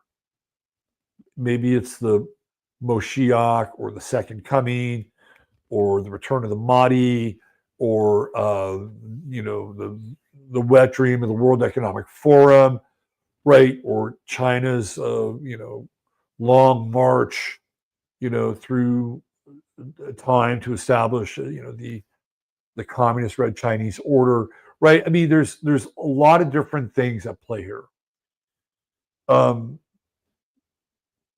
these 3 years have the potential to be so destabilizing, so utterly destabilizing, whether it's economic, whether it's through actual war, destruction, death, that this is the kind of visceral reset that I believe has been gamed out and imagined. That a global war would be the equivalent of, I mean, just look at all the other wars. World War I, World War II, they were both resets. They were global resets. World War II, the end of World War II, turned the United States into a global power. That was the reset, right? The United States was going to be the power of the 20th century. It's kind of changed now a bit, hasn't it? But it was going to be the economic power. It was going to be the military power. That was part of what World War II was about. Not all of it, but part of it. Russia was going to expand its territories, and the Soviet Union was going to be breathing down Europe's neck. Nationalism, which would be the one thing that could probably fend off this idea of the socialist left, was still tainted with the foul taste of Hitler in its mouth and the Nazis, right? So nationalism would be akin to fascism. And that's kind of a psychological reordering of things, a reset of things. That when you go into a nationalistic uh, state, literally state, whether it's a state of mind or a physical territory bound state, that ultimately it leads to Hitler and fascism and total domination, destruction, death camps, whatever, right? And that's what Europe and the rest of the world has been feeding off of ever since. And that's also kind of a resetting on the table because for a while, this idea of nationalism was the potential antidote for socialism or its more hardcore brethren, Leninism, Bolshevism, communism, right? And so there's this huge reset that happens in World War. There's a reset with World War One. The reset with World War One is the ending of the Ottoman Empire. It is the ending of the Austro-Hungarian Empire. It's all the borders are redrawn. They do it. They do it 2 wars in a row. The borders are redrawn, and then after World War One, it's about crippling Britain. Right? I would say, there's no real true winner in World War One, except for maybe the Zionists, because the Zionists wind up getting Israel from Neville Chamberlain and Balfour as a result of this, right? Because now England takes charge of that area that was formerly in the hands of the Ottoman Empire, known as pre-late Palestine. England gets it, they have it in their possession, and they basically deed it. They deed it to the Zionists and Theodore Herzl. That's a big part of World War One. They're the winners. World War II, ostensibly, the United States is the winner because Europe is still picking up the pieces. I mean, there's shrapnel, there's bomb buildings. Like England is like a mess. Germany is it's like the ravages of war, physical war. There's none of that in the United States, untouched, except maybe Pearl Harbor, untouched. The United States comes home and they're ramping up. They're all happy. Europe is, not sure, except for maybe England, but maybe England is thrilled and happy that the war is over on their winning team. The French were occupied for most of the war. They don't have a real winning sort of cause to celebrate, do they? I mean, so this is where we are, right? This is what happens when you have world wars. You have resets. You have winners, you have losers. I think the ultimate loser in a World War III scenario would be the United States. That we would be the loser. There may be other losers as well, but ultimately we would be the loser. And Donald Trump would go down historically as the person that started all this. And I've said this before, that they would never want to have another United States again. No, never, right? Never. And so what we would have is we'd have this great reset. We'd have a federation of nations. It would be much more very New World ordery, especially after the catastrophe and the chaos.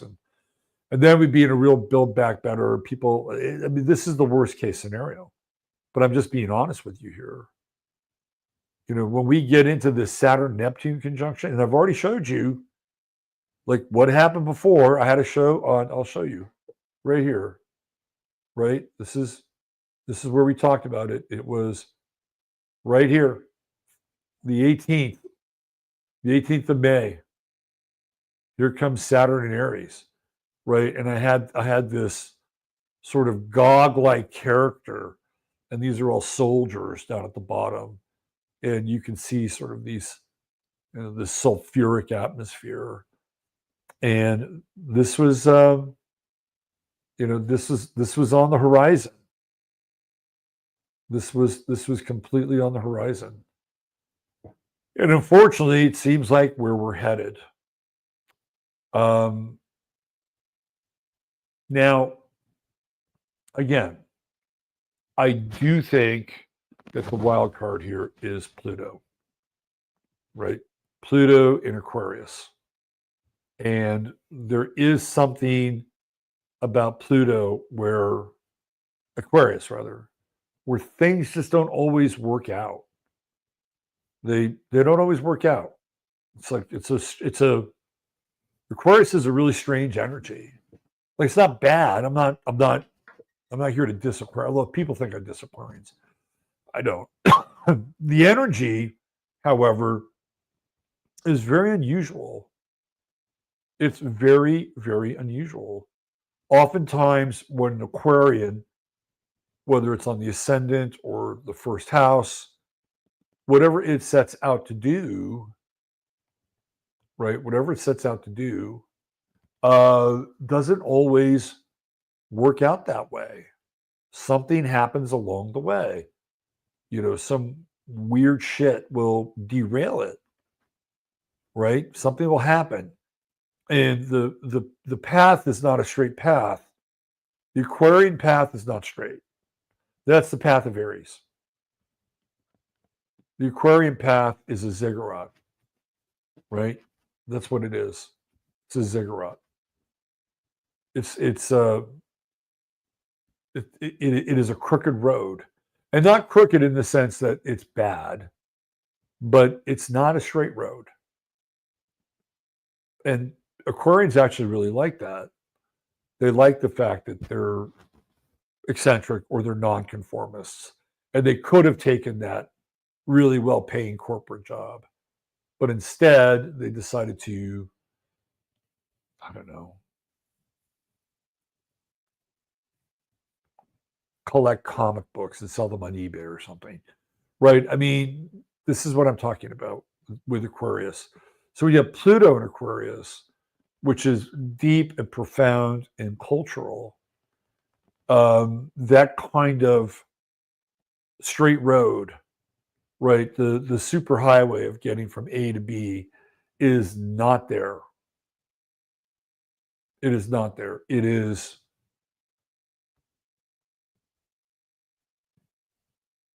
plans don't always work out according to plan. Okay. So if there's something that we have on our side, it's that. And just when the forces of Sauron, right, or Sargon, or Sauron and Saruman, just when you think that those forces are at their peak,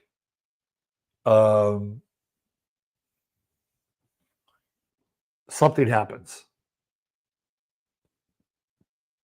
The giant trees come into the fray. Let's take a look at this Mars. It just caught my eye. Okay. So we have Mars at 29 Leo, and it's 1 degree off of Regulus, which is now at 0 Virgo. This Mars is theoretically in a quincunx or an inconjunct with Saturn, Neptune. Okay. So, and I say this only because I'm looking at this astrologically. If we were going to have a false flag, this Mars in conjunct Saturn, Neptune would be the perfect astrological condition to do that. And what are we talking about? The next 2 to 3 days. Now, I hope it doesn't happen. I sincerely hope it doesn't happen. But we're going to have this in conjunct, and the moon by tomorrow, right? And Mars is going to be moving into Virgo here very shortly. This moon is going to, it's in opposition right now. But when it moves into Pisces, and we have Mars and Virgo, I'd have to check the degrees. But we could also have a moon-Mars opposition while also being in conjunct with Saturn, Neptune. and by degree, still in square with Uranus. So if there was going to be a false flag situation with Mars, and then, like, you wouldn't want to wait too long. If you were the powers that were, whatever you want to call them, right? You wouldn't want to wait too long, right? You wouldn't want to wait a couple weeks or a couple months and have all this great momentum, which you have on your side right now, even if it looks like one side is losing, whatever. Like you'd want to escalate very, very quickly. And I hope it doesn't happen. I don't want anybody to get hurt. I don't want anybody to, suffer or have, a catastrophic experience in their life. I'm just looking at the astrology here. And I'm telling you, this Mars moving into Virgo and the in conjunct with Saturn, Neptune, that's kind of creepy territory, if you ask me.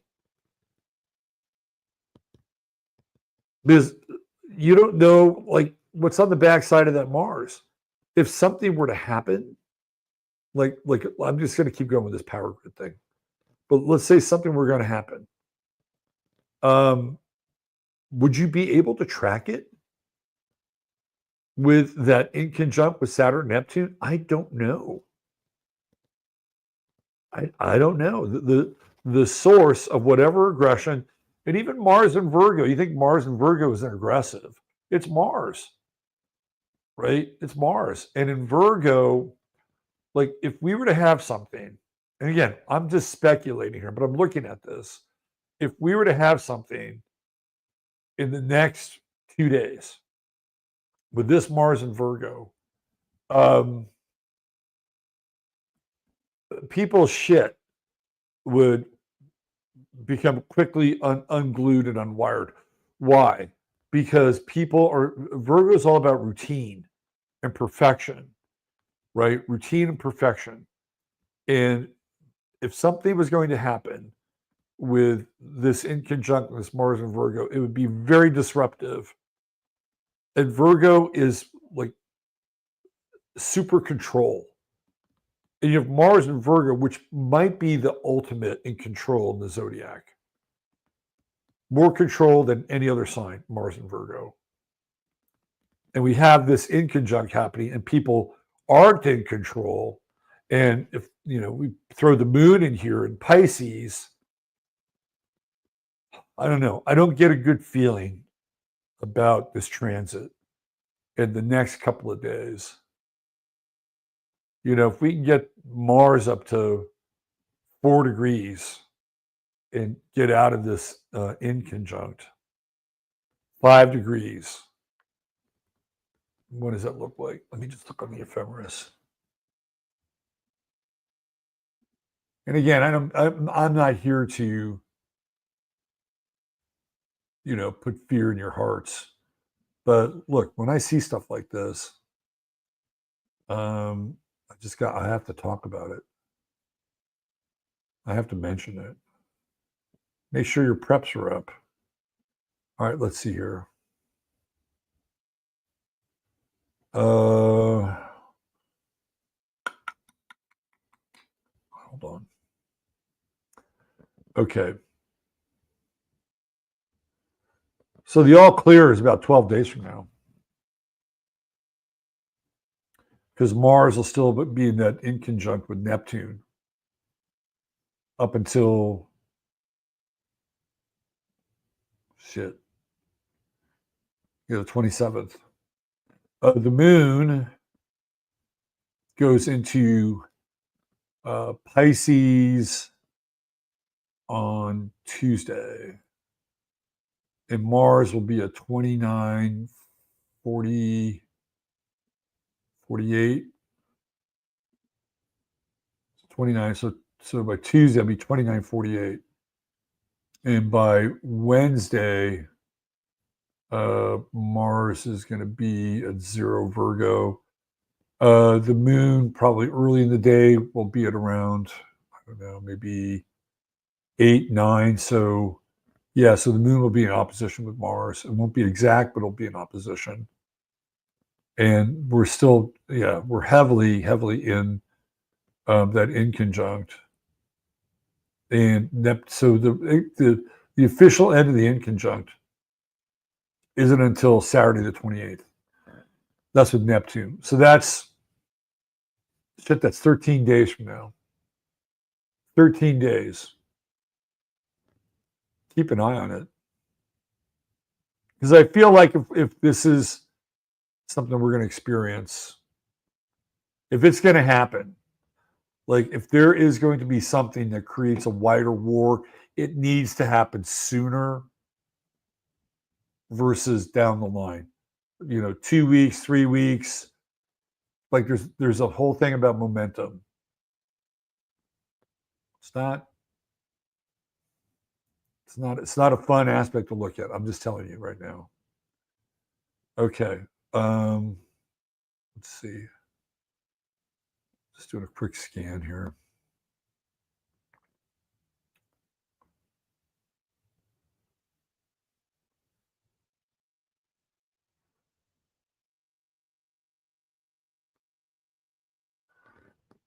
So there's a Sabian symbol here. It's very interesting. It's Mars at Virgo 2. Virgo 2. Let's look at this. So this would be the second degree of Virgo, Mars in Virgo. A large white cross dominates the landscape. So this is what Rudyard has to say about this. The wisdom and compassion, which only the experience of suffering and isolation can bring. Listen to that. The wisdom and compassion, which only the experience of suffering and isolation can bring. The individual must have gone beyond the state of ego subjectivity in order truly and objectively to see and discriminate.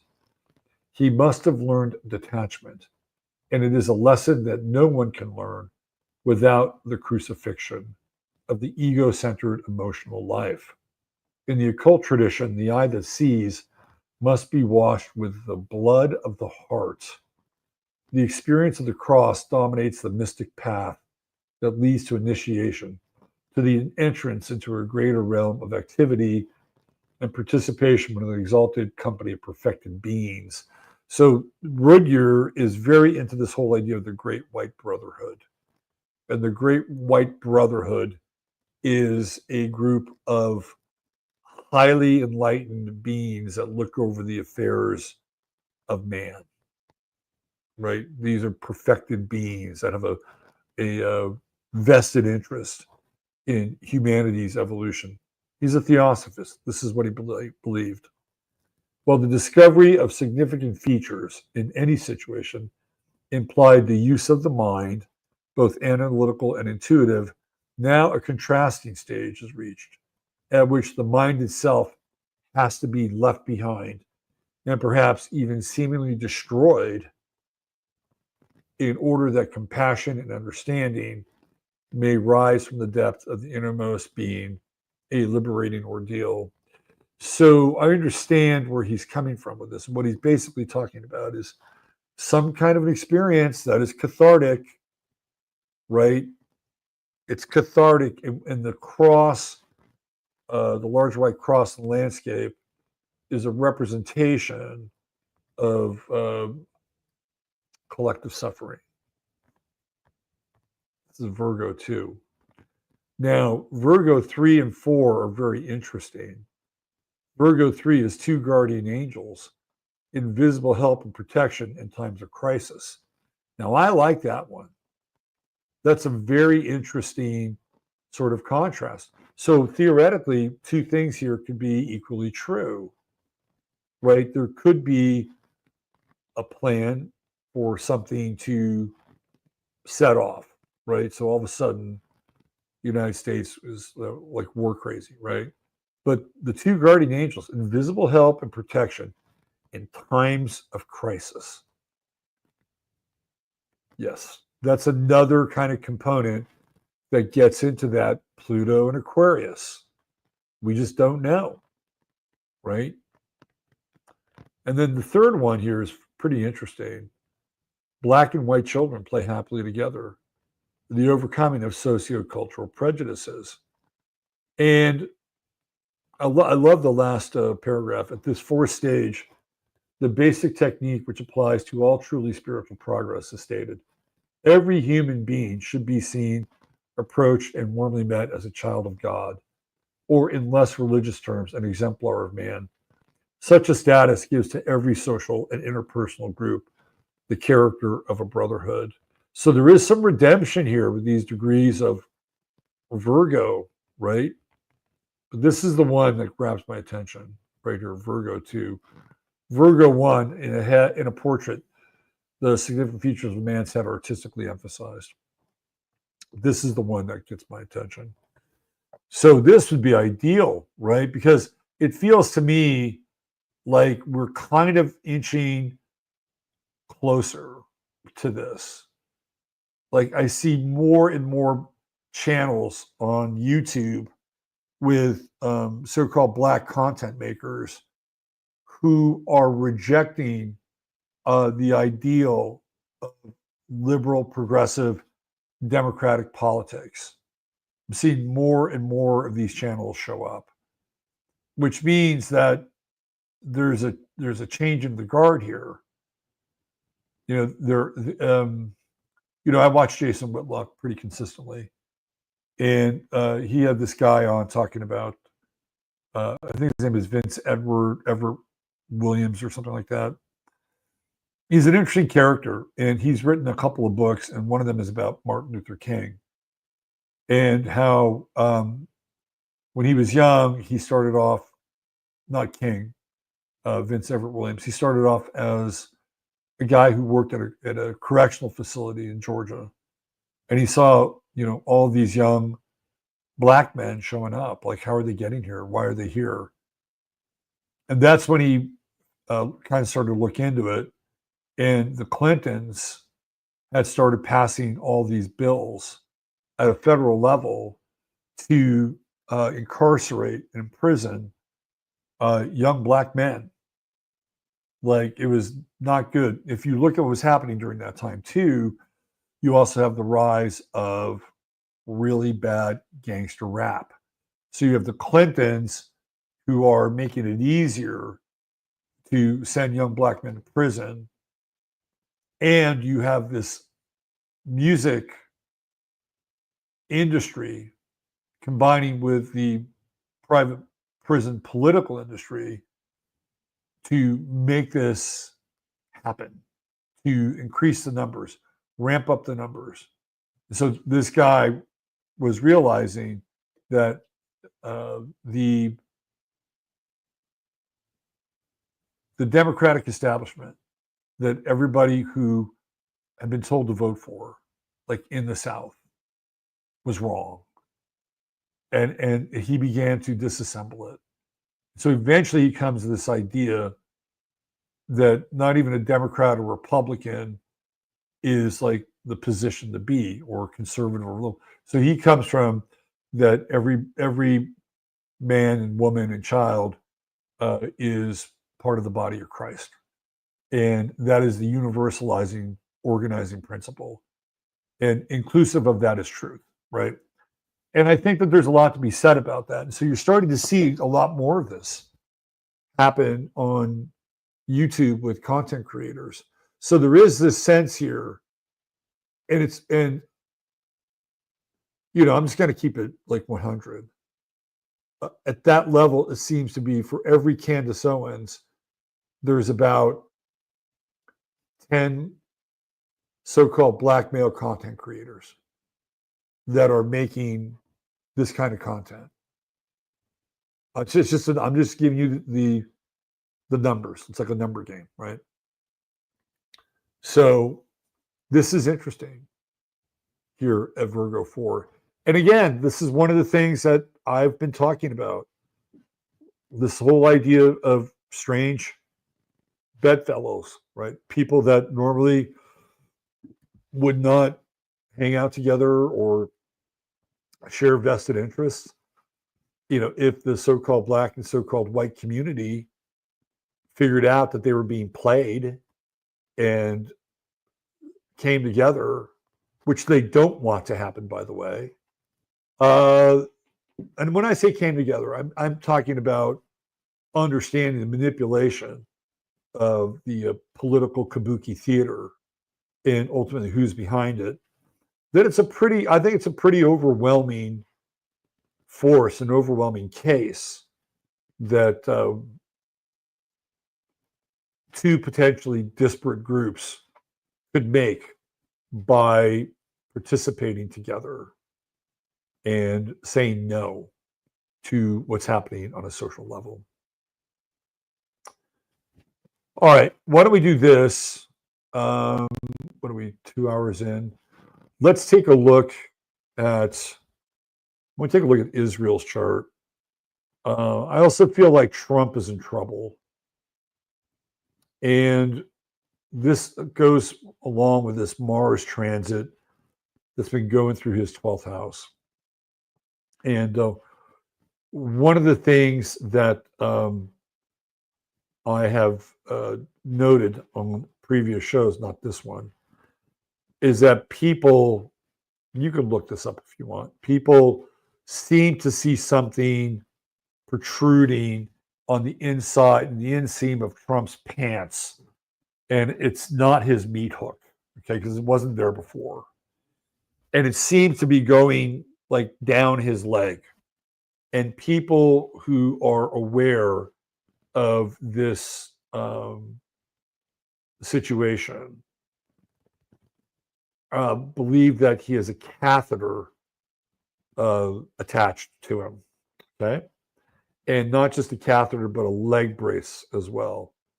And I think there was an incident where Trump was walking up the stairs of Airport One and he slipped and fell. He had a bit of a Biden moment. And people who know this sort of condition believe that it's the beginning of early onset dementia. Now, I have heard other palace intrigue where some people believe that Trump has actually been poisoned. I don't know if that is true. I do not think, and I've thought this for the longest time, David is with me on this, that Trump does not make it through this term. He doesn't make it. And his exit from office might be sooner than we think.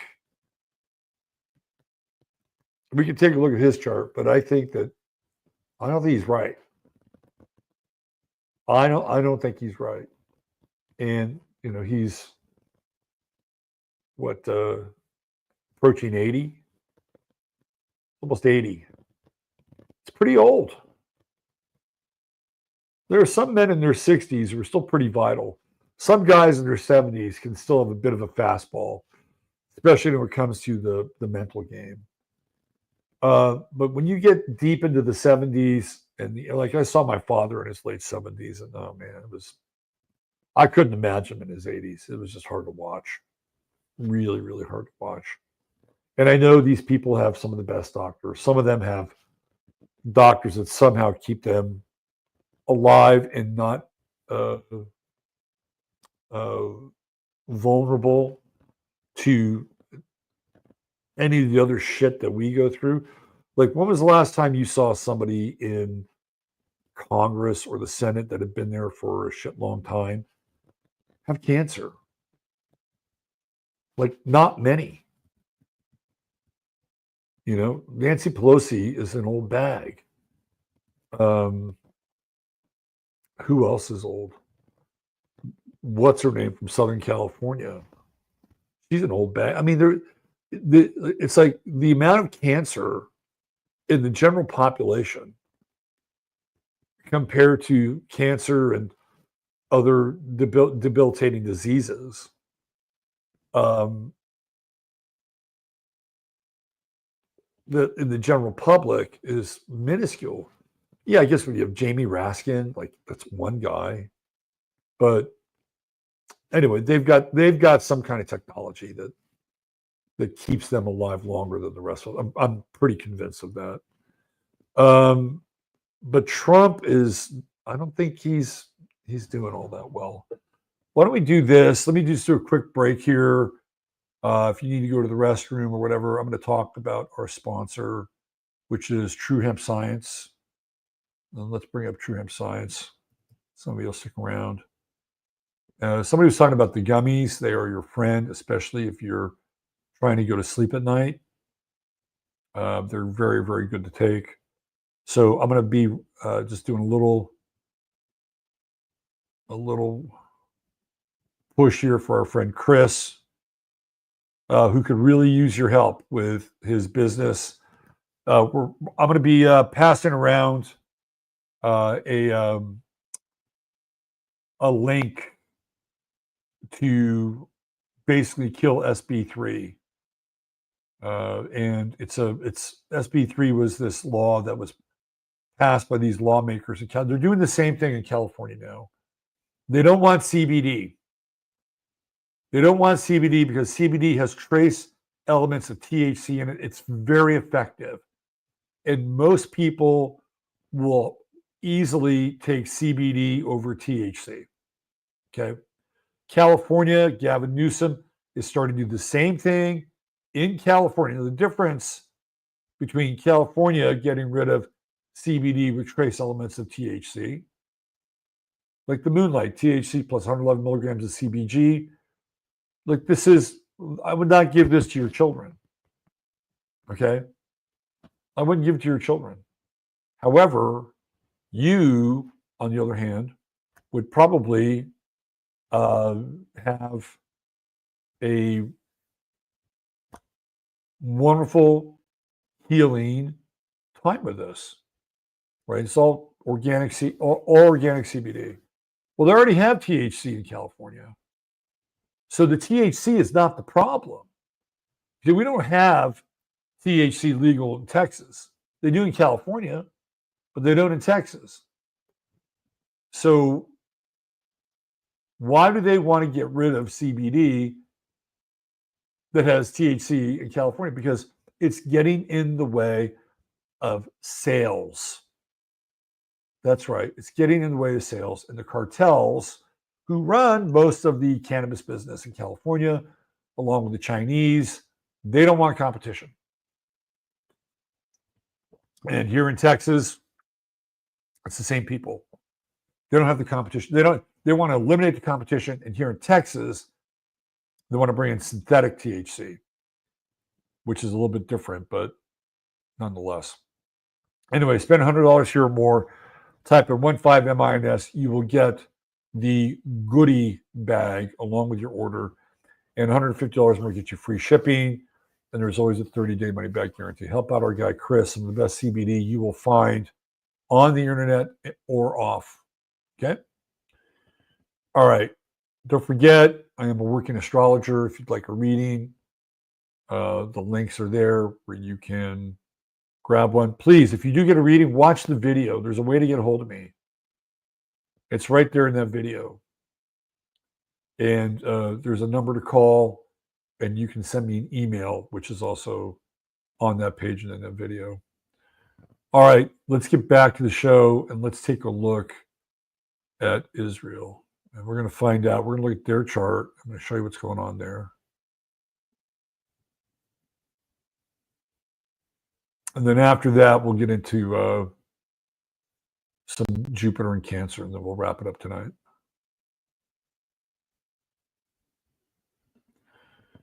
Okay.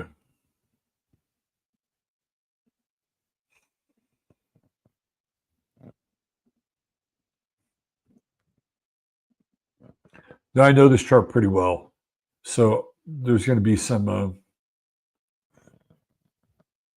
overlap here, especially with Trump. Let me bring this up.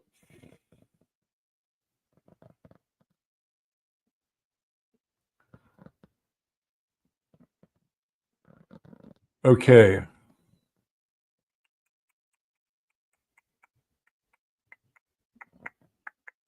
Here we go.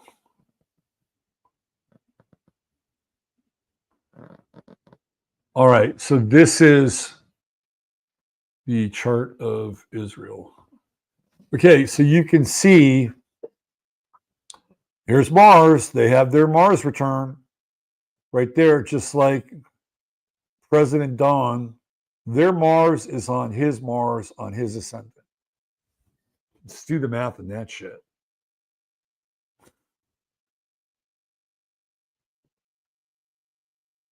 Their goals might just be one and the same, right?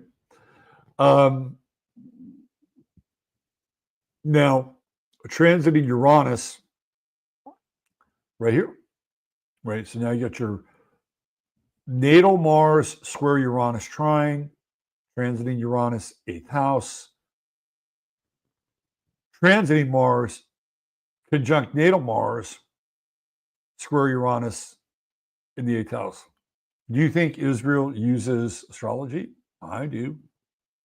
If I was going to put an attack on a nation, I'd wait for my Mars return. 100%. Knowing that with Trump's chart, right on his Mars. So again, Uranus it's going to be in the 8th house here for a while. It's hidden, right? And it's explosive. It's hidden, it's explosive. In astrological terms, it is occulted. Now, Israel is a Taurus country. Of course they are. And they have a Mars Sun square natally. Mars Sun squares are aggressive. They're aggressive. And this is a fixed square. So there's no retreat here. There's no going back. Right? Once there's a course of action. The only time, in my estimation, that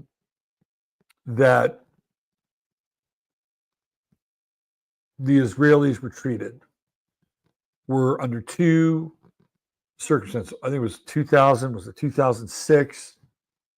They went into Lebanon and got their asses kicked.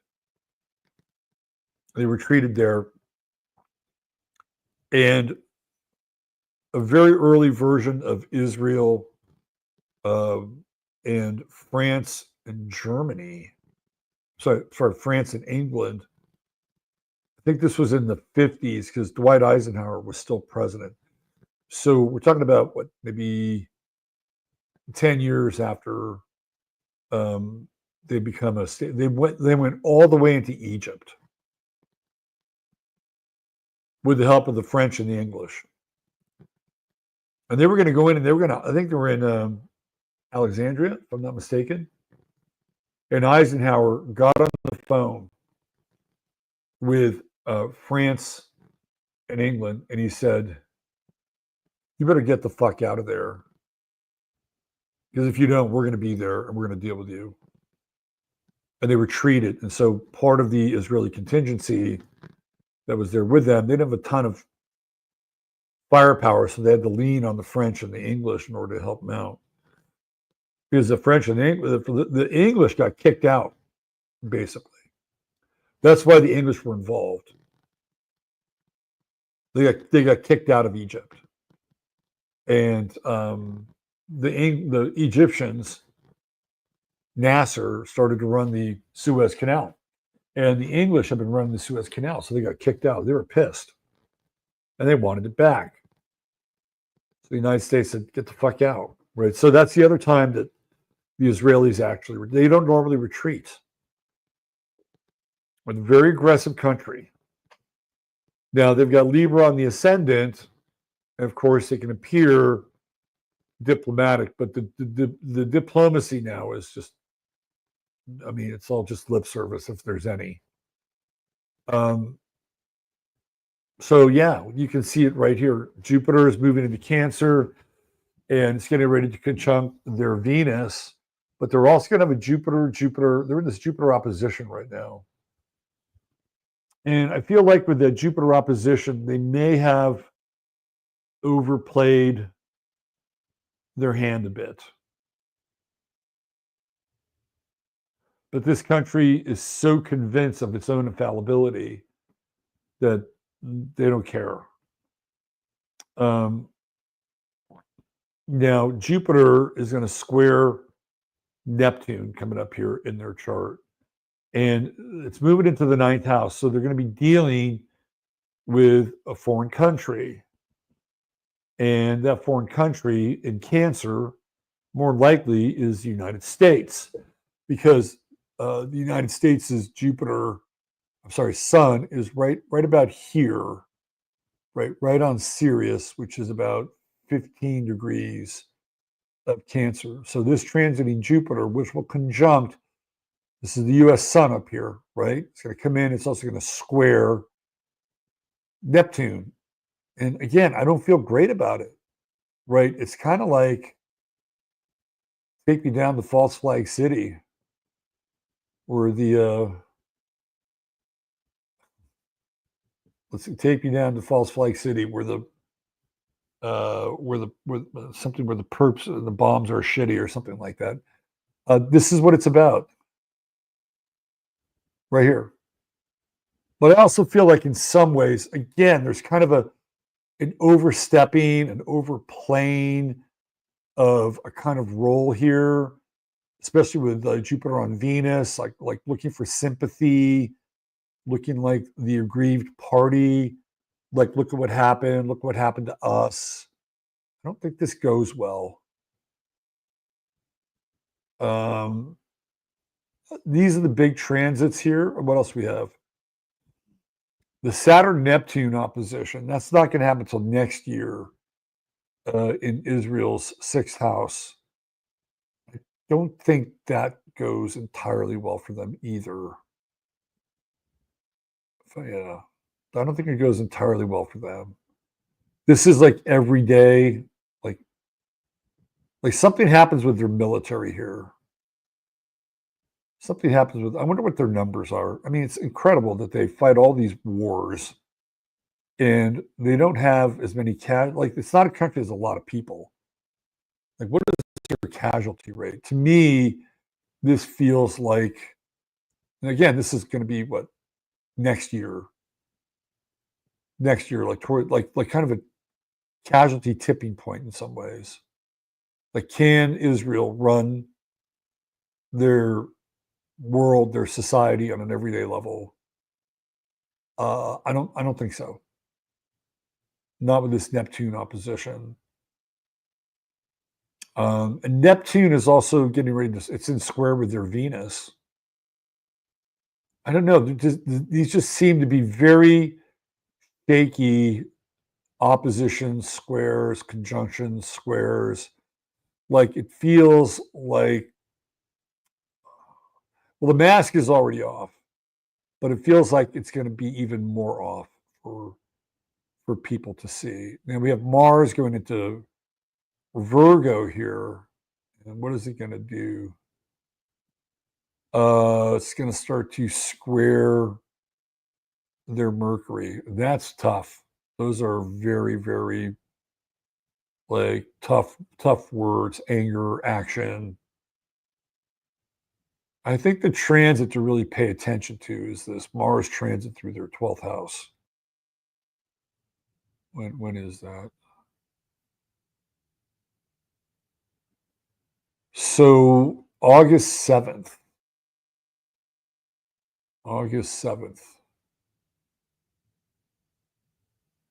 That is when Mars goes into right here.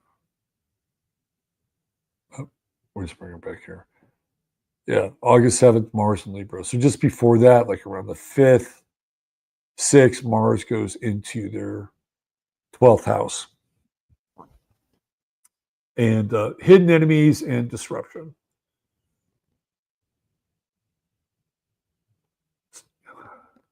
I look at this chart. I'm like, they fucking use an astrologer for this chart.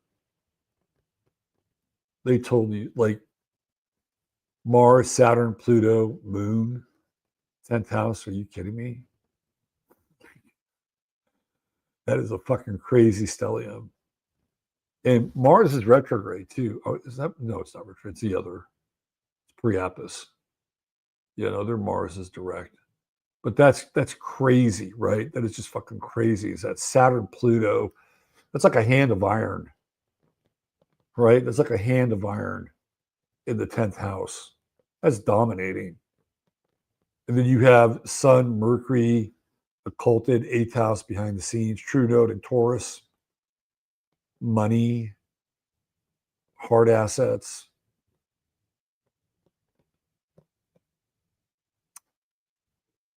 I think some forethought went into this chart. I'm just saying.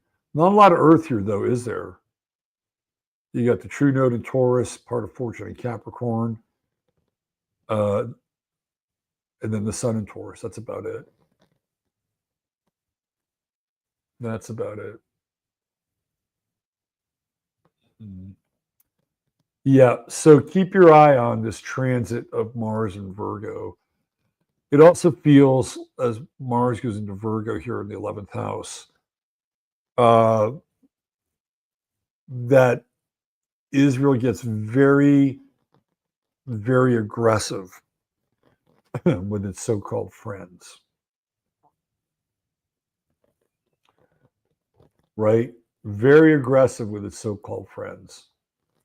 That is the 11th house, friends, groups, organizations.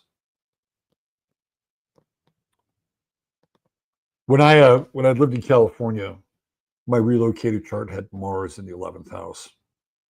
And I tended to get into scrapes with my friends.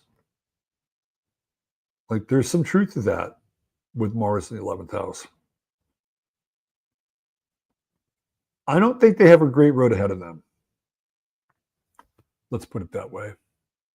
Let me see if I can put this up on another screen. Hold on. See if I can find it. Where did I have it before? Why don't we take a look at? Let me stop this tab. Let me stop sharing. Let's take a look at Trump, and then we'll get into some Jupiter and Cancer. Let's bring Trump's chart up here.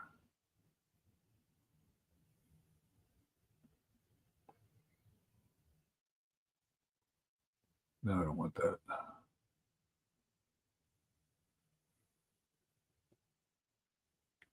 Okay. Donald Trump. Donald Trump. There he is.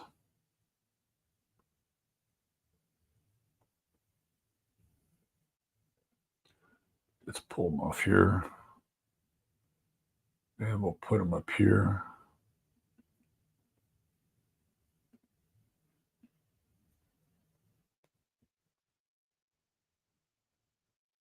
And we'll do a little share here.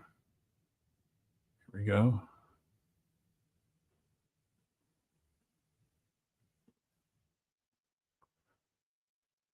All right, so I'll make this a little bigger. Okay, you can see, right? Like Trump's Mars is at 26, Israel's Mars is at 28. So that's transiting Mars, and then Israel's Mars, and then there's Trump's Mars. Do you have any idea as to how this thing might have happened at this time? Now, he did manage to get through that transit with Mars in the 12th house. What we saw was the thing from Comey, which was 8647, which was basically get rid of 8747. Some people believe that was like a call to assassinate him. Now, again, there are people who are speculating that he may have been poisoned. I think it was I think Neil sent me something about that, and I think there was an entire show dedicated to it. If you wanted to poison somebody, it would be very easy to do it. Some of the more, I would say, in some ways, spectacular poison stories in recent memory include the guy from Russia that was in England. I forget his name, but polonium. He had some kind of polonium poisoning. He was the diplomat who like wanted to defect or was going to spill the beans on Putin, whatever. That's one of them. Another one is Bob Marley, who supposedly put his foot in one of his Adidas shoes, might have been a soccer shoe or cleat or something. And there was a small prick pin that was going to stick him in the toe and deliver some kind of fast-spreading cancer to Marley, which he started to have problems with his foot. And he had cancer starting his foot. And he would not go see a traditional doctor. And some people believe that had he just seen a traditional doctor, he would have gotten through it and would have continued to live. But he was like following these guys. They're called Obeahs, Obeah, and they're sort of like tribal medicine men in the Rastafarian world. And they were telling him not to do the traditional medicine, like you smoke it out, fruit it out, whatever. It didn't work, but there's been this long-standing, like, you know, buzz that that's what happened to Marley. Another guy in the poison world is Eric Schmidt. This is another one of those weird kind of urban tales, although with Eric Schmidt, it seems quite plausible. So the story of, Eric Schmidt was the head of Alpha at Google, and he was supposedly, he and his two daughters were both poisoned. And these poisons can't be eradicated. Theoretically, they were poisoned by the Chinese. This is the rumor, right?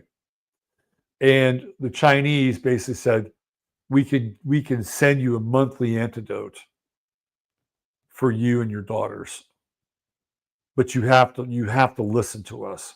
Basically, setting them up to work for them. This is, again, you can go down the annals of the internet.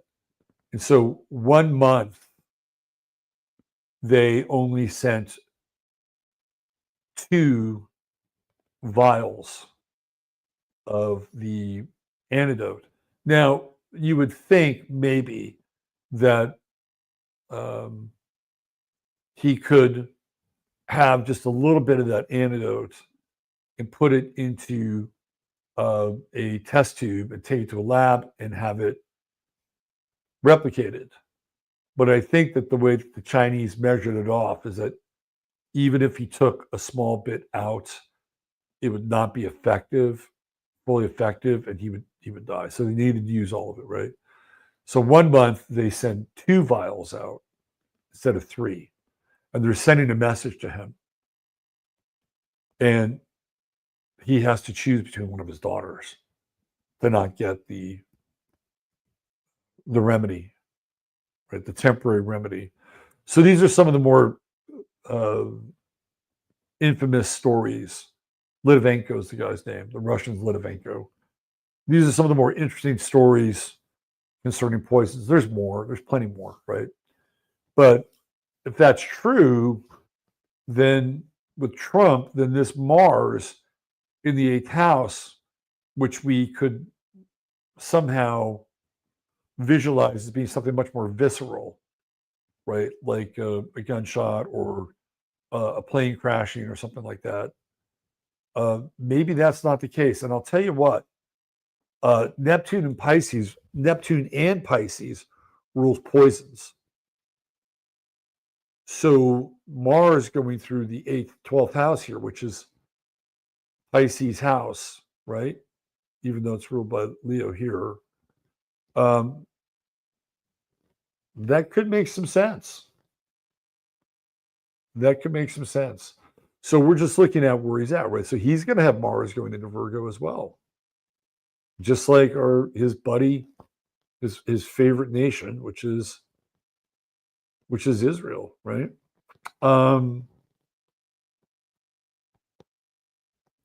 yeah, and just tracking that Mars, it's going to square Uranus, it's going to square the sun. I feel like if we get up to like the 20th degree or 15th degree of Mars and Virgo in his first house, and it's kind of in that midpoint right here. It's also squaring his south node and his moon. I think that's where we see some health issues for Trump right here. And then when Mars goes into Libra, what's it going to do? It's going to conjunct Neptune, which isn't great. It's going to come down here and it's going to start to square Venus. Like the Mars Neptune conjunction square. Normally, when you do like a Mars square, it kind of makes that other planet feisty and fiery, because of that square. But Neptune here does something different to it. It almost feels like it drains him, right? Like there's a draining effect here. And we're going to see what happens with Donald Trump between now and basically Mars and Libra at around 5 degrees, which is the 15th of August. We're not that far away. We're 2 months out. 2 months out. Right there. And then I think even more critical is going to be this conjunction with Juno and Chiron. So keep an eye on Trump and keep an eye on his health over the next couple of months. And that would be another very kind of critical story. He's got Saturn going through his 8th house. And it goes back to 25, which puts it right there, but it's still in his 8th house. And if we get as far as next year, well, right now, Saturn's opposing his Neptune. And the 8th house is the underworld. This is a tricky transit right here. Very, very tricky transit. Right there. Trump should have me as his astrologer. My Saturn's right on his palace. I could have helped that guy. And my palace is conjunct. We palace at the same degree. Is that interesting? Yeah, definitely keep your eye on Trump's health moving forward. And he may show signs at times of being vital with Mars and Virgo, but I'm not sure. I'm not so sure if he's gonna get some medical assistance here to keep him going.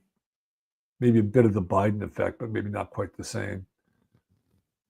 Anyway, if you're so inclined, I would definitely pray for this man and this country as a result of this. Okay, why don't we get into some Jupiter and Cancer, and then we're going to call it a night. Okay.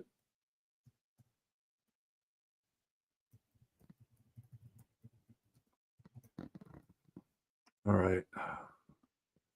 So I'm just going to take out a wheel here, just a general wheel, and we'll just go around the wheel.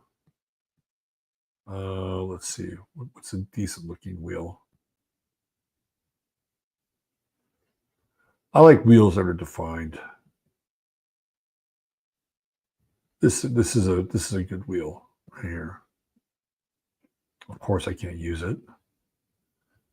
Let me go do a different one. I want a bigger size. Oh, come on. Adobe stock. Fuck, I fucking hate Adobe. Adobe stock.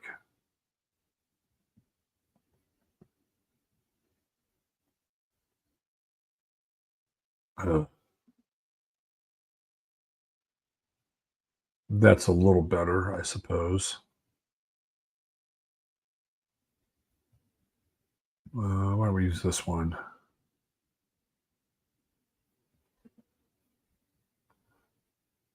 Yeah, okay. We'll use this one. All right.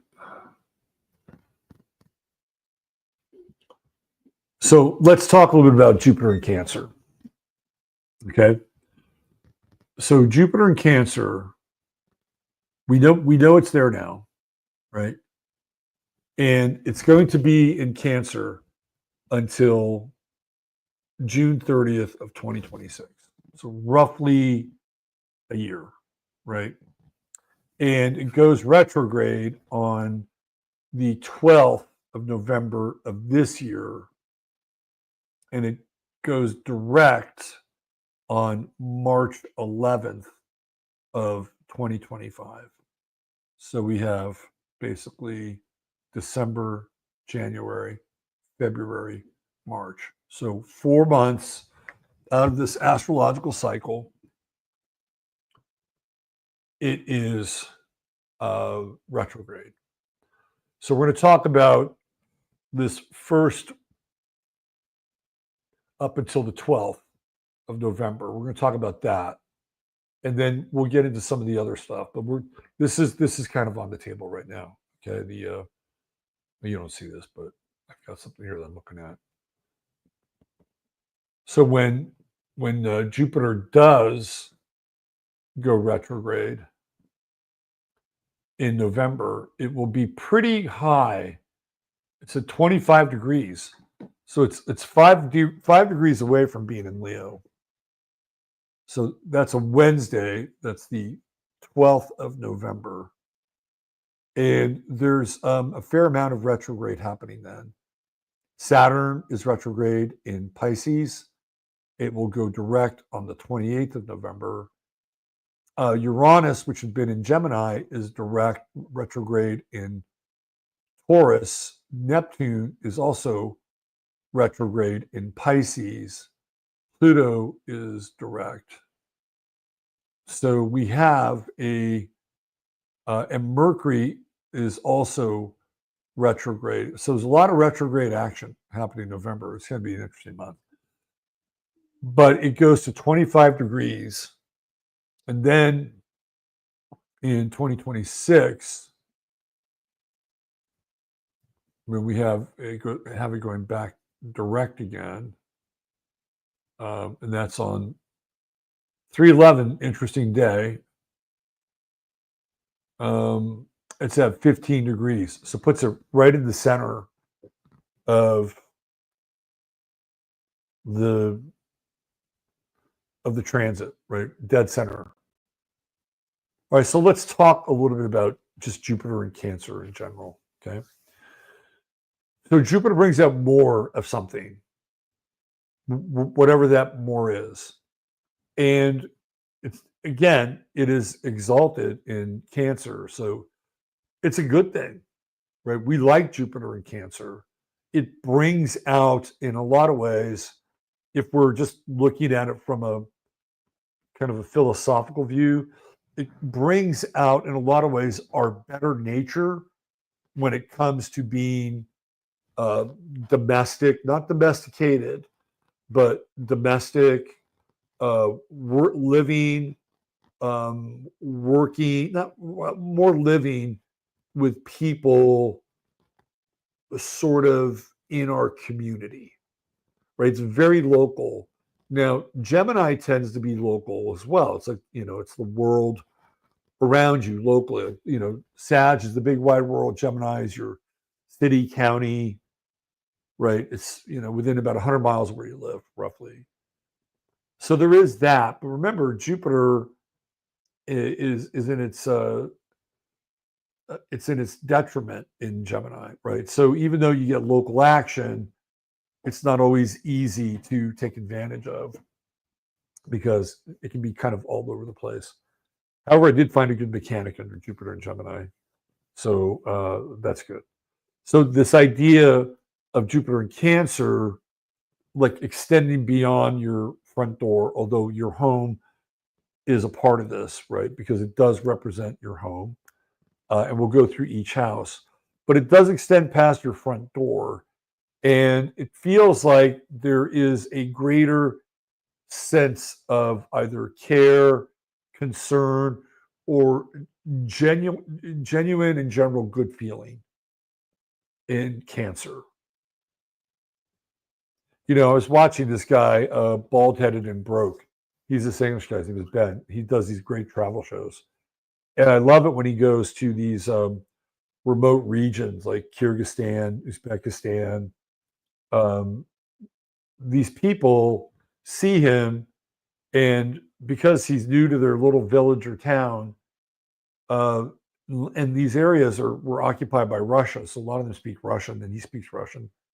And they invite him in for tea, right? And he'll sit down, and they'll bring out all the breads and all the stuff that they have in order for him to sit down and have tea and share each other's story.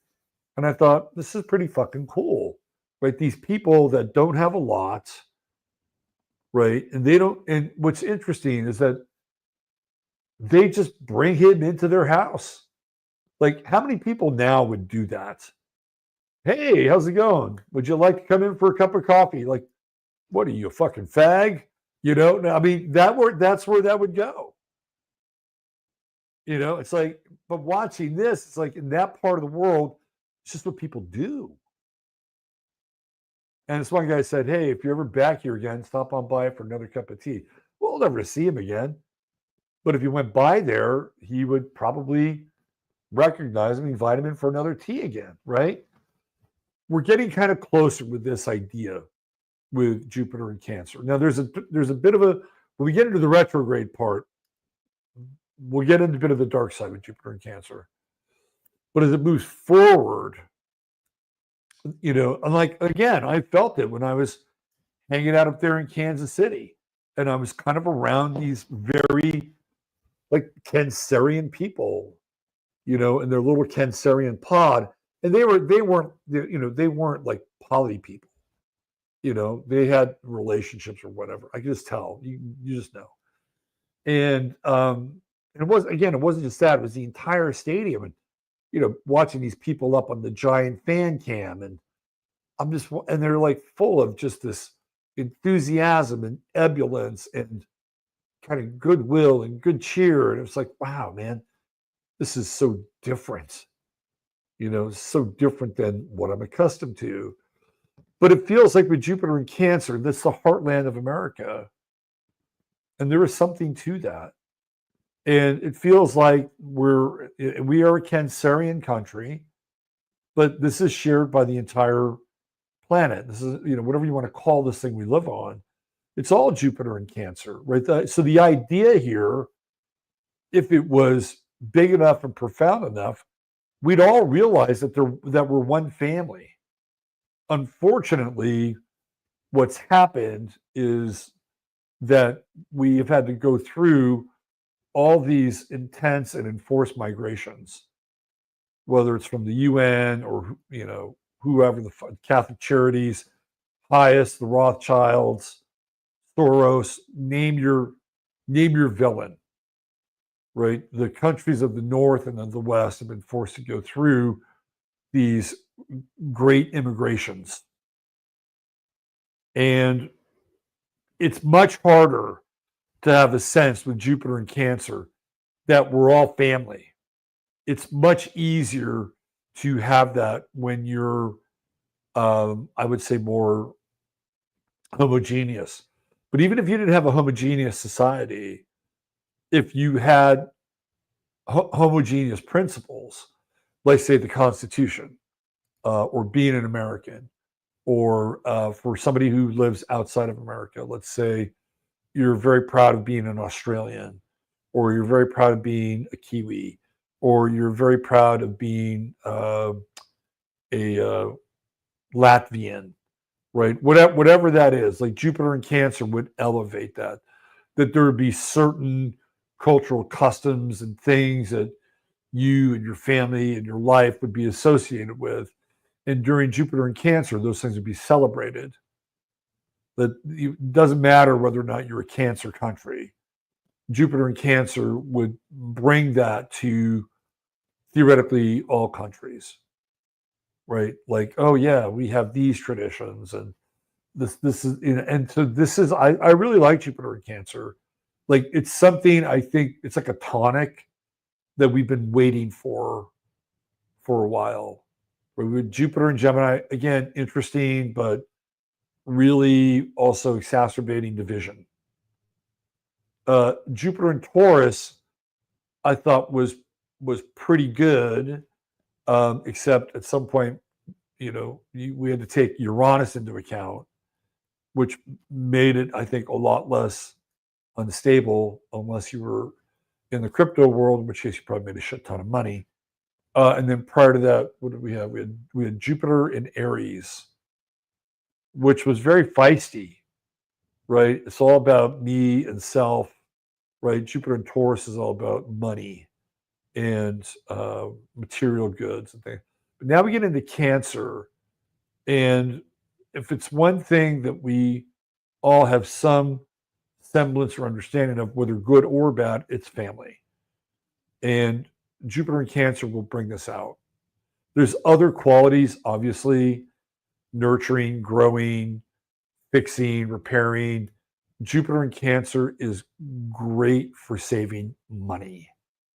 If you want to save money, if you want to conserve, it's great for that, because you can find other ways in which to offset those costs. So let's say you wanted to cut down on your food bill. Well, you could grow your own food, get a greenhouse, or this is something that people do, right? They team up with other families. They go to a place like Costco, they buy in super bulk, and then the savings is distributed. If you want to get a cow and you wanted to split that with another person, right? This is what Jupiter in Cancer does. It finds ways to help you still be engaged in your quality of life, but you can also find ways to save and do it, I think, in a very reasonable way. There's, again, much more of a focus and intention on more traditional living, more traditional lifestyles. What's really interesting is, like, where are we? We're 15 days into Pride Month, right? And it's completely fizzled out. It got upstaged by what was happening in Los Angeles. And now with Jupiter in Cancer, it's like, good luck to Pride Month. It's not even really a thing. And I think now, over the next 2 weeks, it'll be even less of a thing. And that's not to say that some people, I'm just telling you, Jupiter in Gemini, which would be very kind of pridey, right? Like the other, we're the other, we're this group, and then they're that group, right? Which is very, very Gemini in some ways. But for whatever reason, right? Like, it was not on the menu. Mexican was on the menu this year, not Pride Month, although they tried to wrap it in. Well, it's a very strange alliance, isn't it? You have basically this kind of Reconquista sort of group in LA, and then you have a smattering of SJWs, and then you have sort of the LGBTQI plus people, and you had a bunch of old boomers, and then you have some paid people, a lot of paid people that are there to agitate and protest. But right now, it's not like the summer of Floyd. That was fury. That was fury and hell unleashed. Now you got cops that are willing to rough people up. And Black Lives Matter and the whole Black identity thing is not really a part of this. They're just not. And so it's going to be interesting to see how long it lasts, actually. But getting back to Jupiter in Cancer, flag, country, apple pie, Chevrolet, God. Like these are some of the baseline values of Jupiter and Cancer. But it feels to me like just in general that it is helpful. Like it's helpful to remind us about just treating each other better, right? Like when I was at the airport in Dallas, Kansas City. It's so funny, man. I get the pat down as usual, and I'm getting dressed. I'm putting my belt back on and stuff back in my bag, and there's this black dude, and there's something I think in his bag, and he's standing across from me. He's maybe about 5'8", and he's wearing a Kangol. You guys know what a Kangol is? It's like what LL Cool J won. It was big back in the hip hop era of like the late 80s. And he's wearing this Kangol. He's older. He's probably got to be in his 70s, right? And I think I was wearing sunglasses because my sunglasses give me distance vision and they're mirrored. And he's standing across from me. And he's kind of natty. He's got dark glasses on. I got sunglasses on. And he looks at me and he said, I don't know why he said this. He says, "You got any aliens in there?" Like my bag. I don't know why the fuck he said that. And I said, "No, man, I left him at the hotel room last night. We had a great party." And he started to laugh. And he cracked up. And I said, "Hey, man, we've been around a little bit, haven't we?" He says, "Yeah." I said, "Do you remember the way it used to be when we traveled? It was nothing like this, was it?" He said, "Take a little bit more all the time." I said, "Yeah, they do, don't they?" And then we said something else and laughed, and I fist pumped him. We went our way, right? And it's like that was a real Jupiter and Cancer moment. It was like we had this weird bond, and the bond was like this value. The value was Cancer looks back. This is the nature of Cancer. It looks back. It is a sentimental sign. This is why Donald Trump is big into Make America Great Again. He's got Saturn, Mercury, Venus, all in Cancer. So he's looking back. And this is another part of Jupiter in Cancer. Like looking back at other, like, I found myself now in this digital net, and it goes back to the parking thing at the San Antonio airport. And it's supposed to make our lives better and easier. And I'm not really down with that. And I'm just wondering how much of a pushback against the digital world Jupiter and Cancer is going to bring.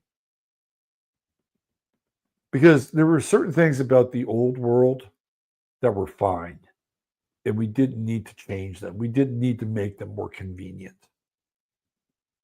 Right? There were certain things about that world that didn't need. We were just sold a bill of goods in a lot of ways. And I wonder how much of Jupiter and Cancer will also be like a pushback on AI, on Palantir, Alex Karp, and a lot of these people who seem to be absolutely heartless.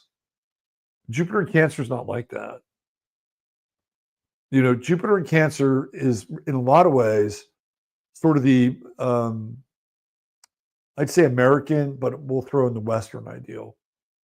When you watch these videos of people that travel internationally and they go to these countries that are, in one of the stands, you can see that being an individual isn't the same as it is in the West, right? Because you can just see that people are in these villages and towns, and they're kind of out and they're mingling amongst one another, right? First of all, they don't have a ton of cars. So they're either walking or they're on bicycles, right? So that forces them to have to interact. Whereas here in this country, since we're automobile car oriented, a lot of times we don't do that. You have to be in a big city like Chicago or New York that has concentrated urban areas where you actually do walk and do things and do bump into people and have to have interactions with other people. But they're so big that they're not village-like, right? So when you watch these videos, you realize that people have a very different sense of identity and self as it relates to their time and place and space, whereas here we don't. But with Jupiter in Cancer, there tends to be more of that. There tends to be more of a sense of kind of organic connection in some ways. And I think it's good. I think it's good, and I think we need more of it. Last week I was in McKinney, Texas, and I was in a situation like that where I was with a group of people I didn't know, and Liddy Lou was a great hostess, made everybody feel right at home. It was just the beautiful Jupiter and Cancer energy, and for me, it really set the table for like what's coming. And I invite all of you to kind of investigate the spirit of that in your own way, because if we are going to make it through this time, we're going to need more of that. And we have grown to become extremely suspicious and cynical, and it's easy to do so because there are a lot of people in this world that are not very trustworthy. But Jupiter in Cancer brings us back in some ways to this idea of the family. And a lot of families have been fragmented over the past 5 years now, terribly so. And Jupiter in Cancer has that ability to sort of draw people back in. And it may not be your family, it could be other people. So again, I encourage you to investigate and feel into this spirit to help people feel welcome. I'm not talking about you can just interpret it any way you want.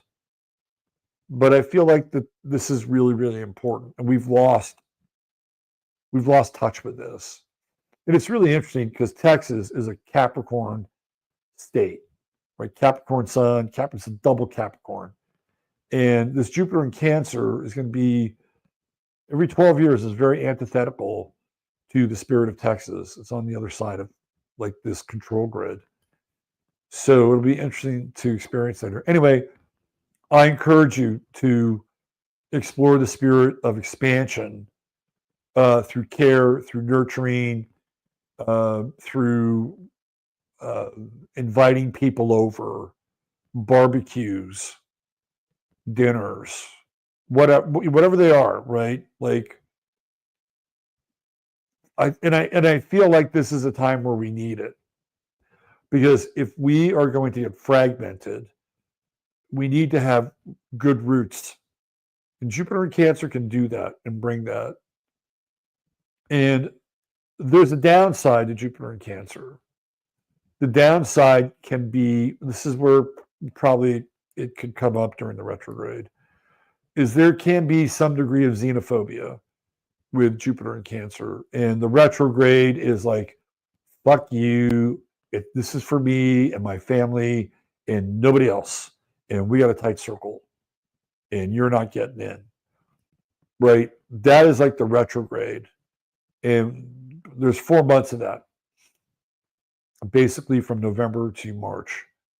Before that, before we have to get there and go there and, maybe like, shut down CASA, whatever, put your name on the backside of that. There's a great opportunity here to feel human again. And I encourage you all to explore that in your own way. All right, let's go through the houses real quick. and then we'll call it a night. So here we go. This is just your basic chart.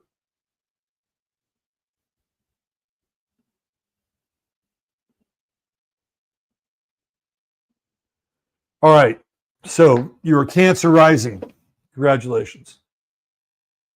Jupiter's in your first house, provided there's no other planets there. We're just talking first house, right? So, first of all, Cancer rising can be at times quite shy, maybe a bit reticent to be public. And then we're talking, like early degrees, not like 28 degrees, because that'll put it in the 12th house. But what does Jupiter and Cancer do for somebody who's like in the early degrees of Cancer rising? It makes them feel more expansive with who they are. Like the normally shy, retiring Cancer rising gets some wind in its sails here, right? Faith in life. Now, I will say this. If there's a sign that can put on weight with Jupiter transiting through the first house, it's Cancer, because it's all the goodies and all the stuff that you want to eat or your mother or your grandmother gives to you. If you are a Cancer rising woman at early degree and you want to get pregnant, I'd say it's a pretty good time. It's a pretty good time to do that because, well, I would perhaps wait a little bit on the other side of that retrograde. Although you can get right up to that retrograde. So like, what are we talking about? October, November? Yeah. So 9 months out from that, guess what? You're going to have a Leo kid, right? Because, well, it won't be a Leo kid. I take that back.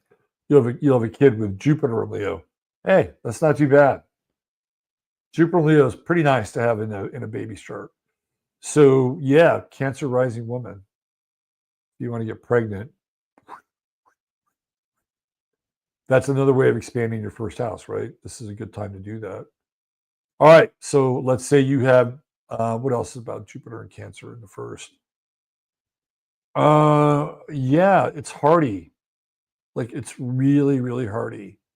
And if you want to bone up on your cooking skills and do a lot of home entertainment, that's also a fifth house thing, fourth house thing. Good.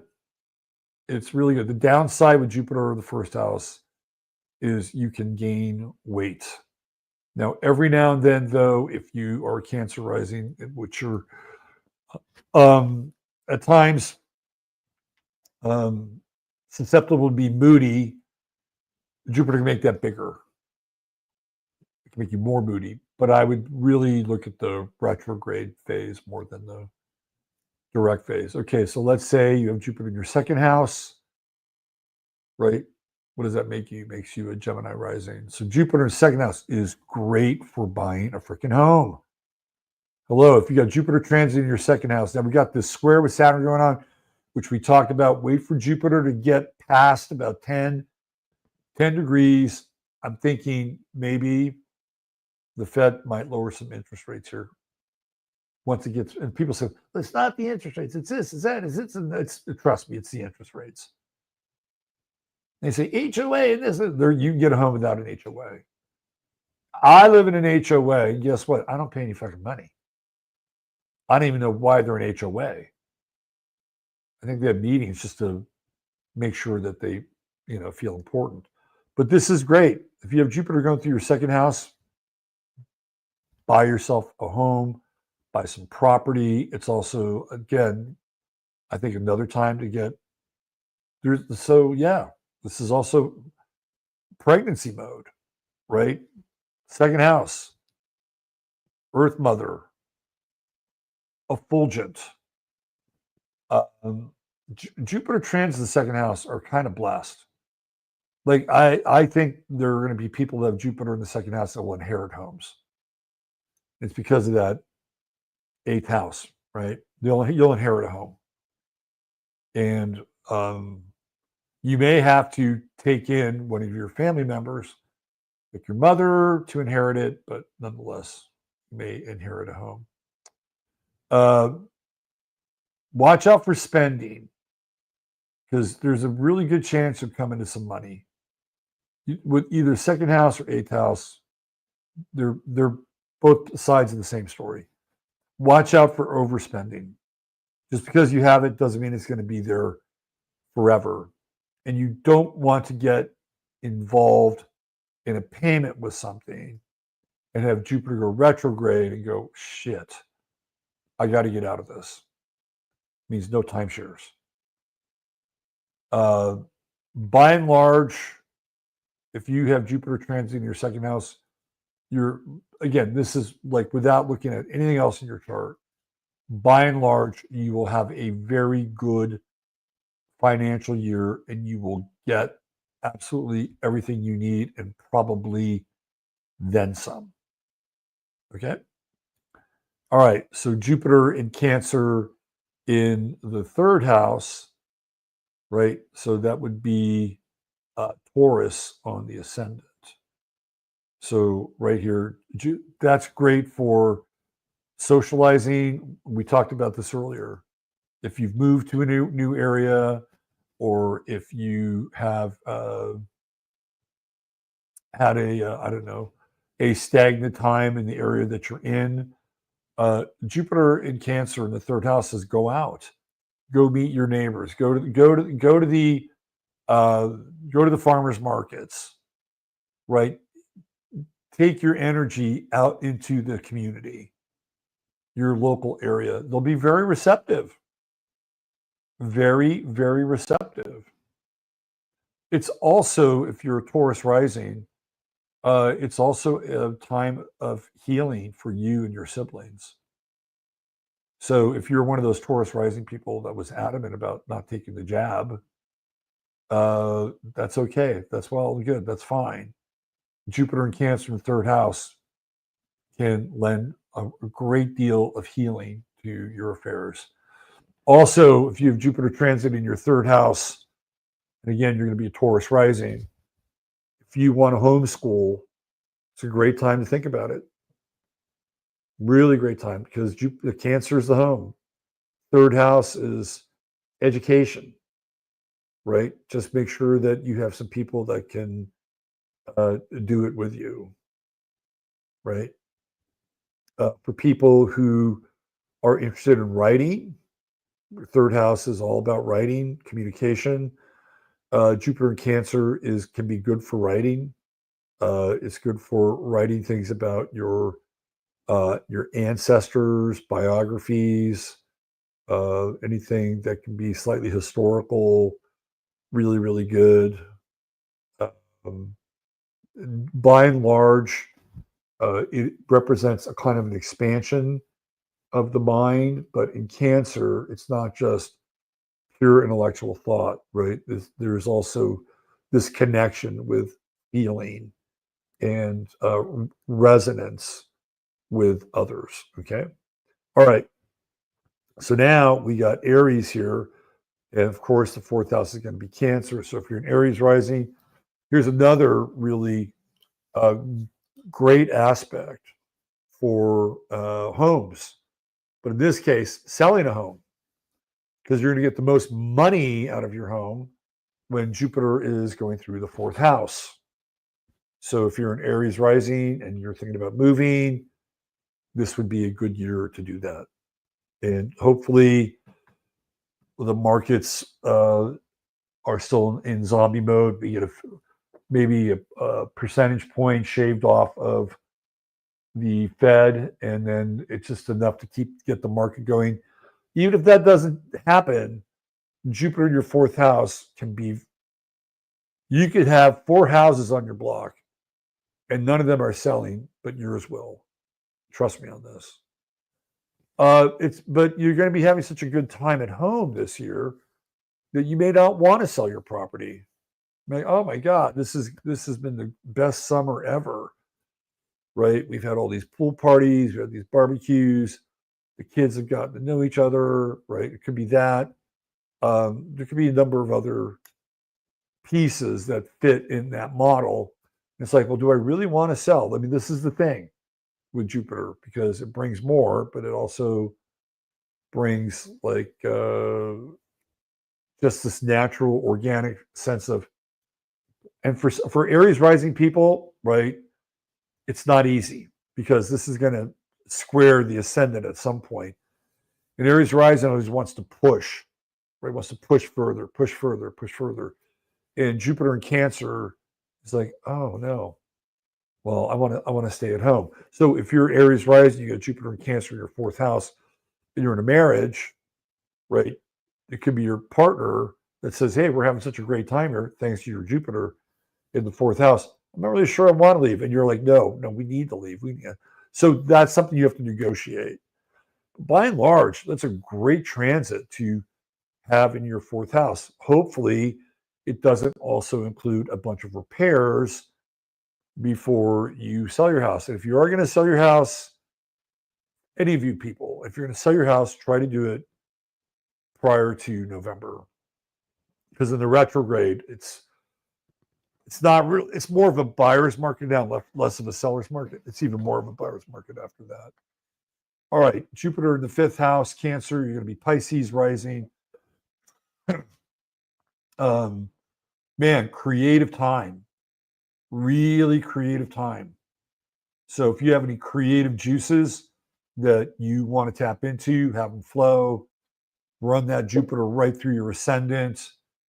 That's great. Also, Pisces rising, Jupiter in the fifth house, Cancer, great time to fall in love. 100%. If you're looking for somebody with traditional values, they will show up, right? It's also a great time for children and feeling really connected to the children in your life, whether they're children, in this case, sometimes grandchildren. Again, anywhere down here, right? From the second, third, fourth, fifth, down this part of the chart, Jupiter is really like centered on the inner life, the personal world, families, your local area, your children, right? Your deep roots. It's a great time for that. So if you have Jupiter showing up from here to here, you're really going to have that nice organic connection. But here in the fifth house, it is really creative. So if you're into like artsy and craftsy stuff, or cooking, man, off the chart, really off the chart. Especially for you Pisces rising, you tend to be creative. All right, so we're going to go over here, and now we're going to put Aquarius, crazy Aquarius on the ascendant. And Jupiter's over here in the sixth house in Cancer. Now we're really talking tinctures, herbs. If you have any interest, if you're an Aquarius rising, you got any interest in that kind of world, Jupiter is really your friend. Takes you into the realm of alternative healing, right? But, really like roots stuff, like old school, Jethro Kloss, nature is medicine, food is medicine. And for an Aquarius rising, this would be really good. It'd be good for Aquarius rising people. Help them ground, help them like not go through the traditional medical gateway, right? It also makes doing a job easier. But if you're going to do it, try to do it in the realm of hospitality, cooking, healing, and maybe perhaps, I don't know, something to do with landscape, gardening, design, things like that. Okay. We're going to put Capricorn on the ascendant and Jupiter over here in the seventh house.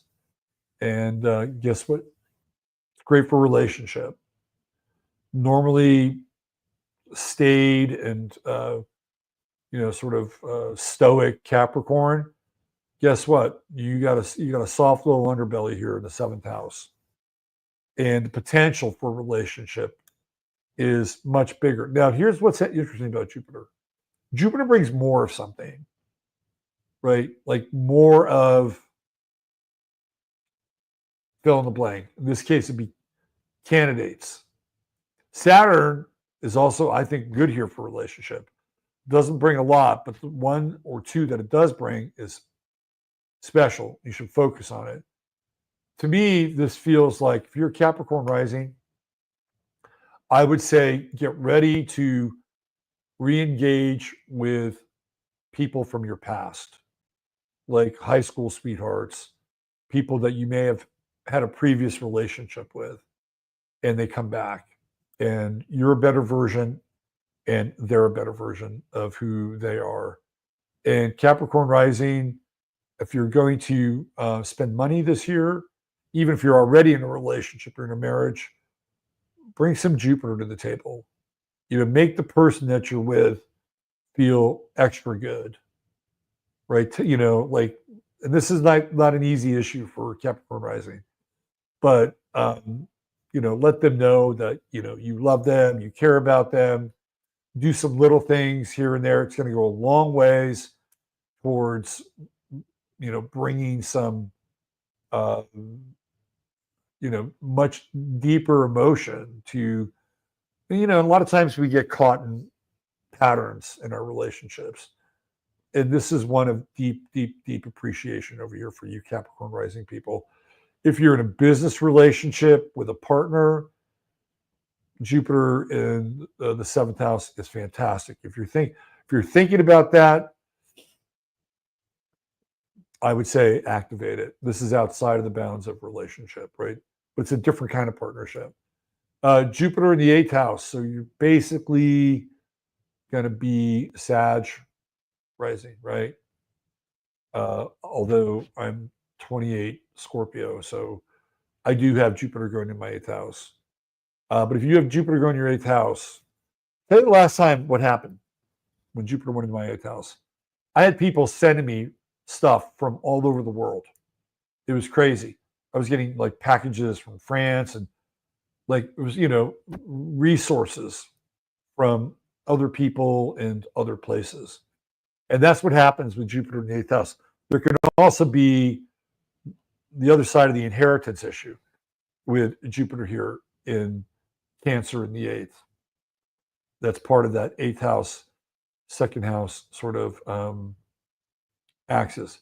But I'll say this, this is a house of testing, right? So if you do have Jupiter going through your eighth house, there's a great deal of temptation here, right?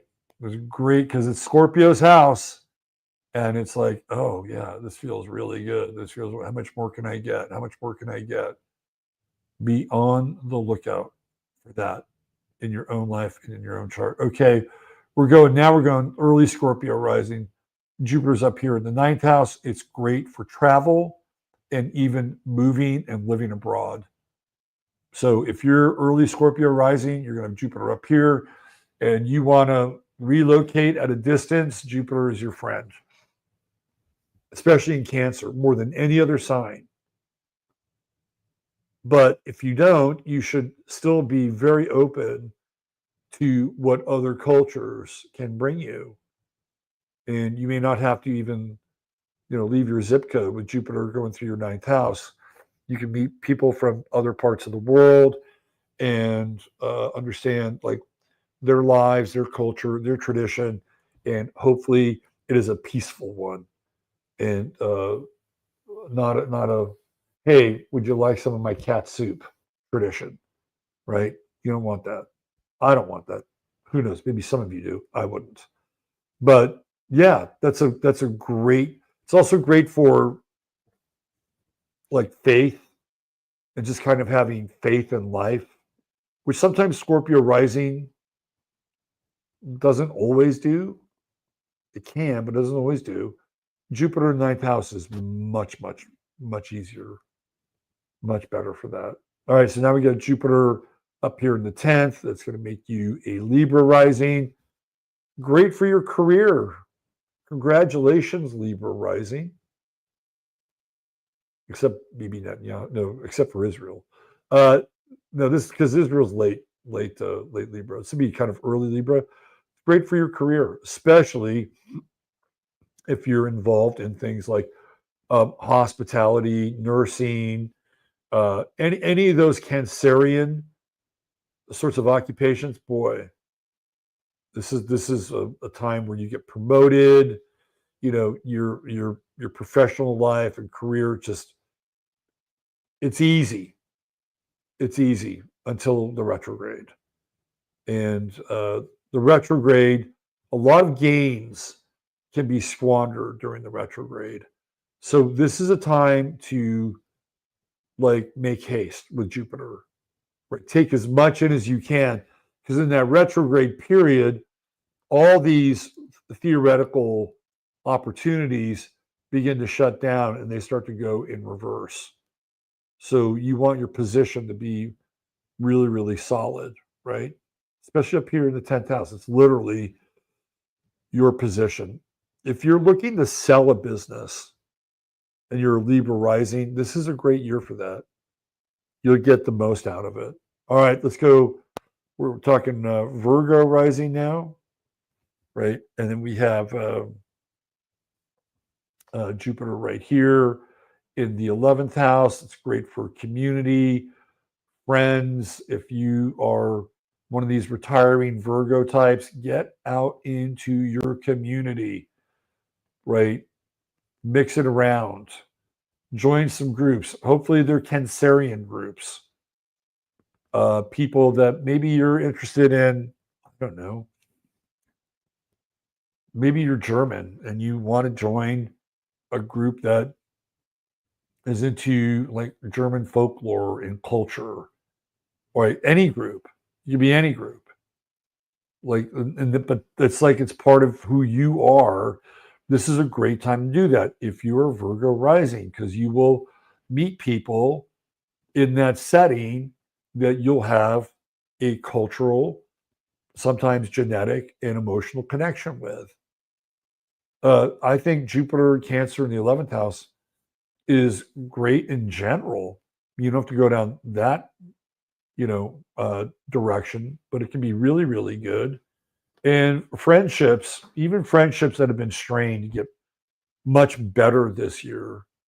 And there's generally a greater sense of just what do the French call bonhomme, right? In sort of like how you relate to other people, which is really good for times for like uptight Virgo rising. We love them, but they're a little uptight, right? This is Jupiter in Cancers. It helps them, calm them down as they matriculate, through their friend group and networks and, maybe some particular groups or associations that they start to have an affiliation with. And lastly, it brings us to Leo rising with Jupiter and Cancer in the 12th house. And it is a time of rest. It is a time of kind of remediation and healing. And so for you Leo rising people, like this is a really good period for you to just cool your jets. Like you don't really have to do a whole lot in the world, right? The retrograde period of Jupiter in 12th can be a bit difficult, but between now and November, recuperate, regenerate. Like this is, again, early Leo rising. This is a great transit for you.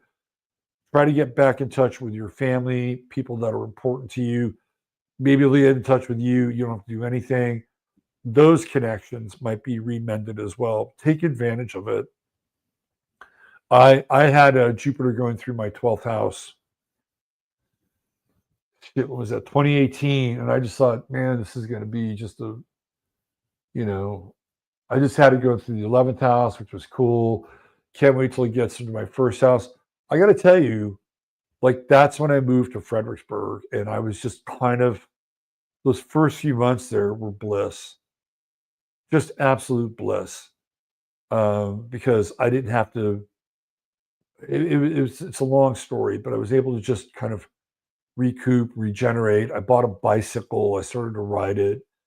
And then eventually what happened was I looked at my face in the mirror one day and I thought, I don't recognize that guy. Like, I don't know who this person is. I was overweight. I was unhealthy. That's when the retrograde kicked in. That's when Jupiter was retrograde in my 12th house. Like, shit, I gotta get back in shape. I've got to change my habits and my lifestyles. And so when it went into my first house in Scorpio and in Sagittarius, that's when I got really into like working out and trying to get my body back. But before that happened, it was just, I need to just decompress and relax. And I'll never forget, I moved to this apartment, and I was one of the first people in the apartment. And I think I moved in like April of 2018. And there was nothing on the other side of this apartment except for a field. And I remember the first 2 months I lived there, I opened my door. I lived on the second floor. I opened my door at night, and I just slept on my couch because I just wanted that night air to come in. It was still and it was quiet. And it was really just, it was like, okay, this is just my life right now. And it was really, really healing. And then eventually they started to build these fucking townhomes next to me. But still, like, 3 months later, I'm closing that door, and it was still like a time for me to just kind of regenerate. Now, that's in Scorpio. You Leo rising people, the regeneration is a regeneration of your feelings and your ability to feel. So that's it. There we go. I hope you were here for the entire journey. We started 3.5 hours ago, but it has been a lean and mean 3.5 hours. Not a lot of fat in the bone there. So there you go. I hope you enjoyed it. We'll be back Tuesday for the Astro Weather. If you like the show, you can leave me a cup of coffee. There's a little link there in the show description, since I do not have super chats, since I've been demonetized on YouTube. Hit like and share, subscribe. You know the drill there. Mods, thank you very much for doing your mod thing. Chataria, you're the absolute best. And I sincerely mean this now with Jupiter and Cancer. Take care of yourself. Treat each other well. God bless. Love you all. Bye for now. Robert Phoenix signing off on this Sunday night. Take care.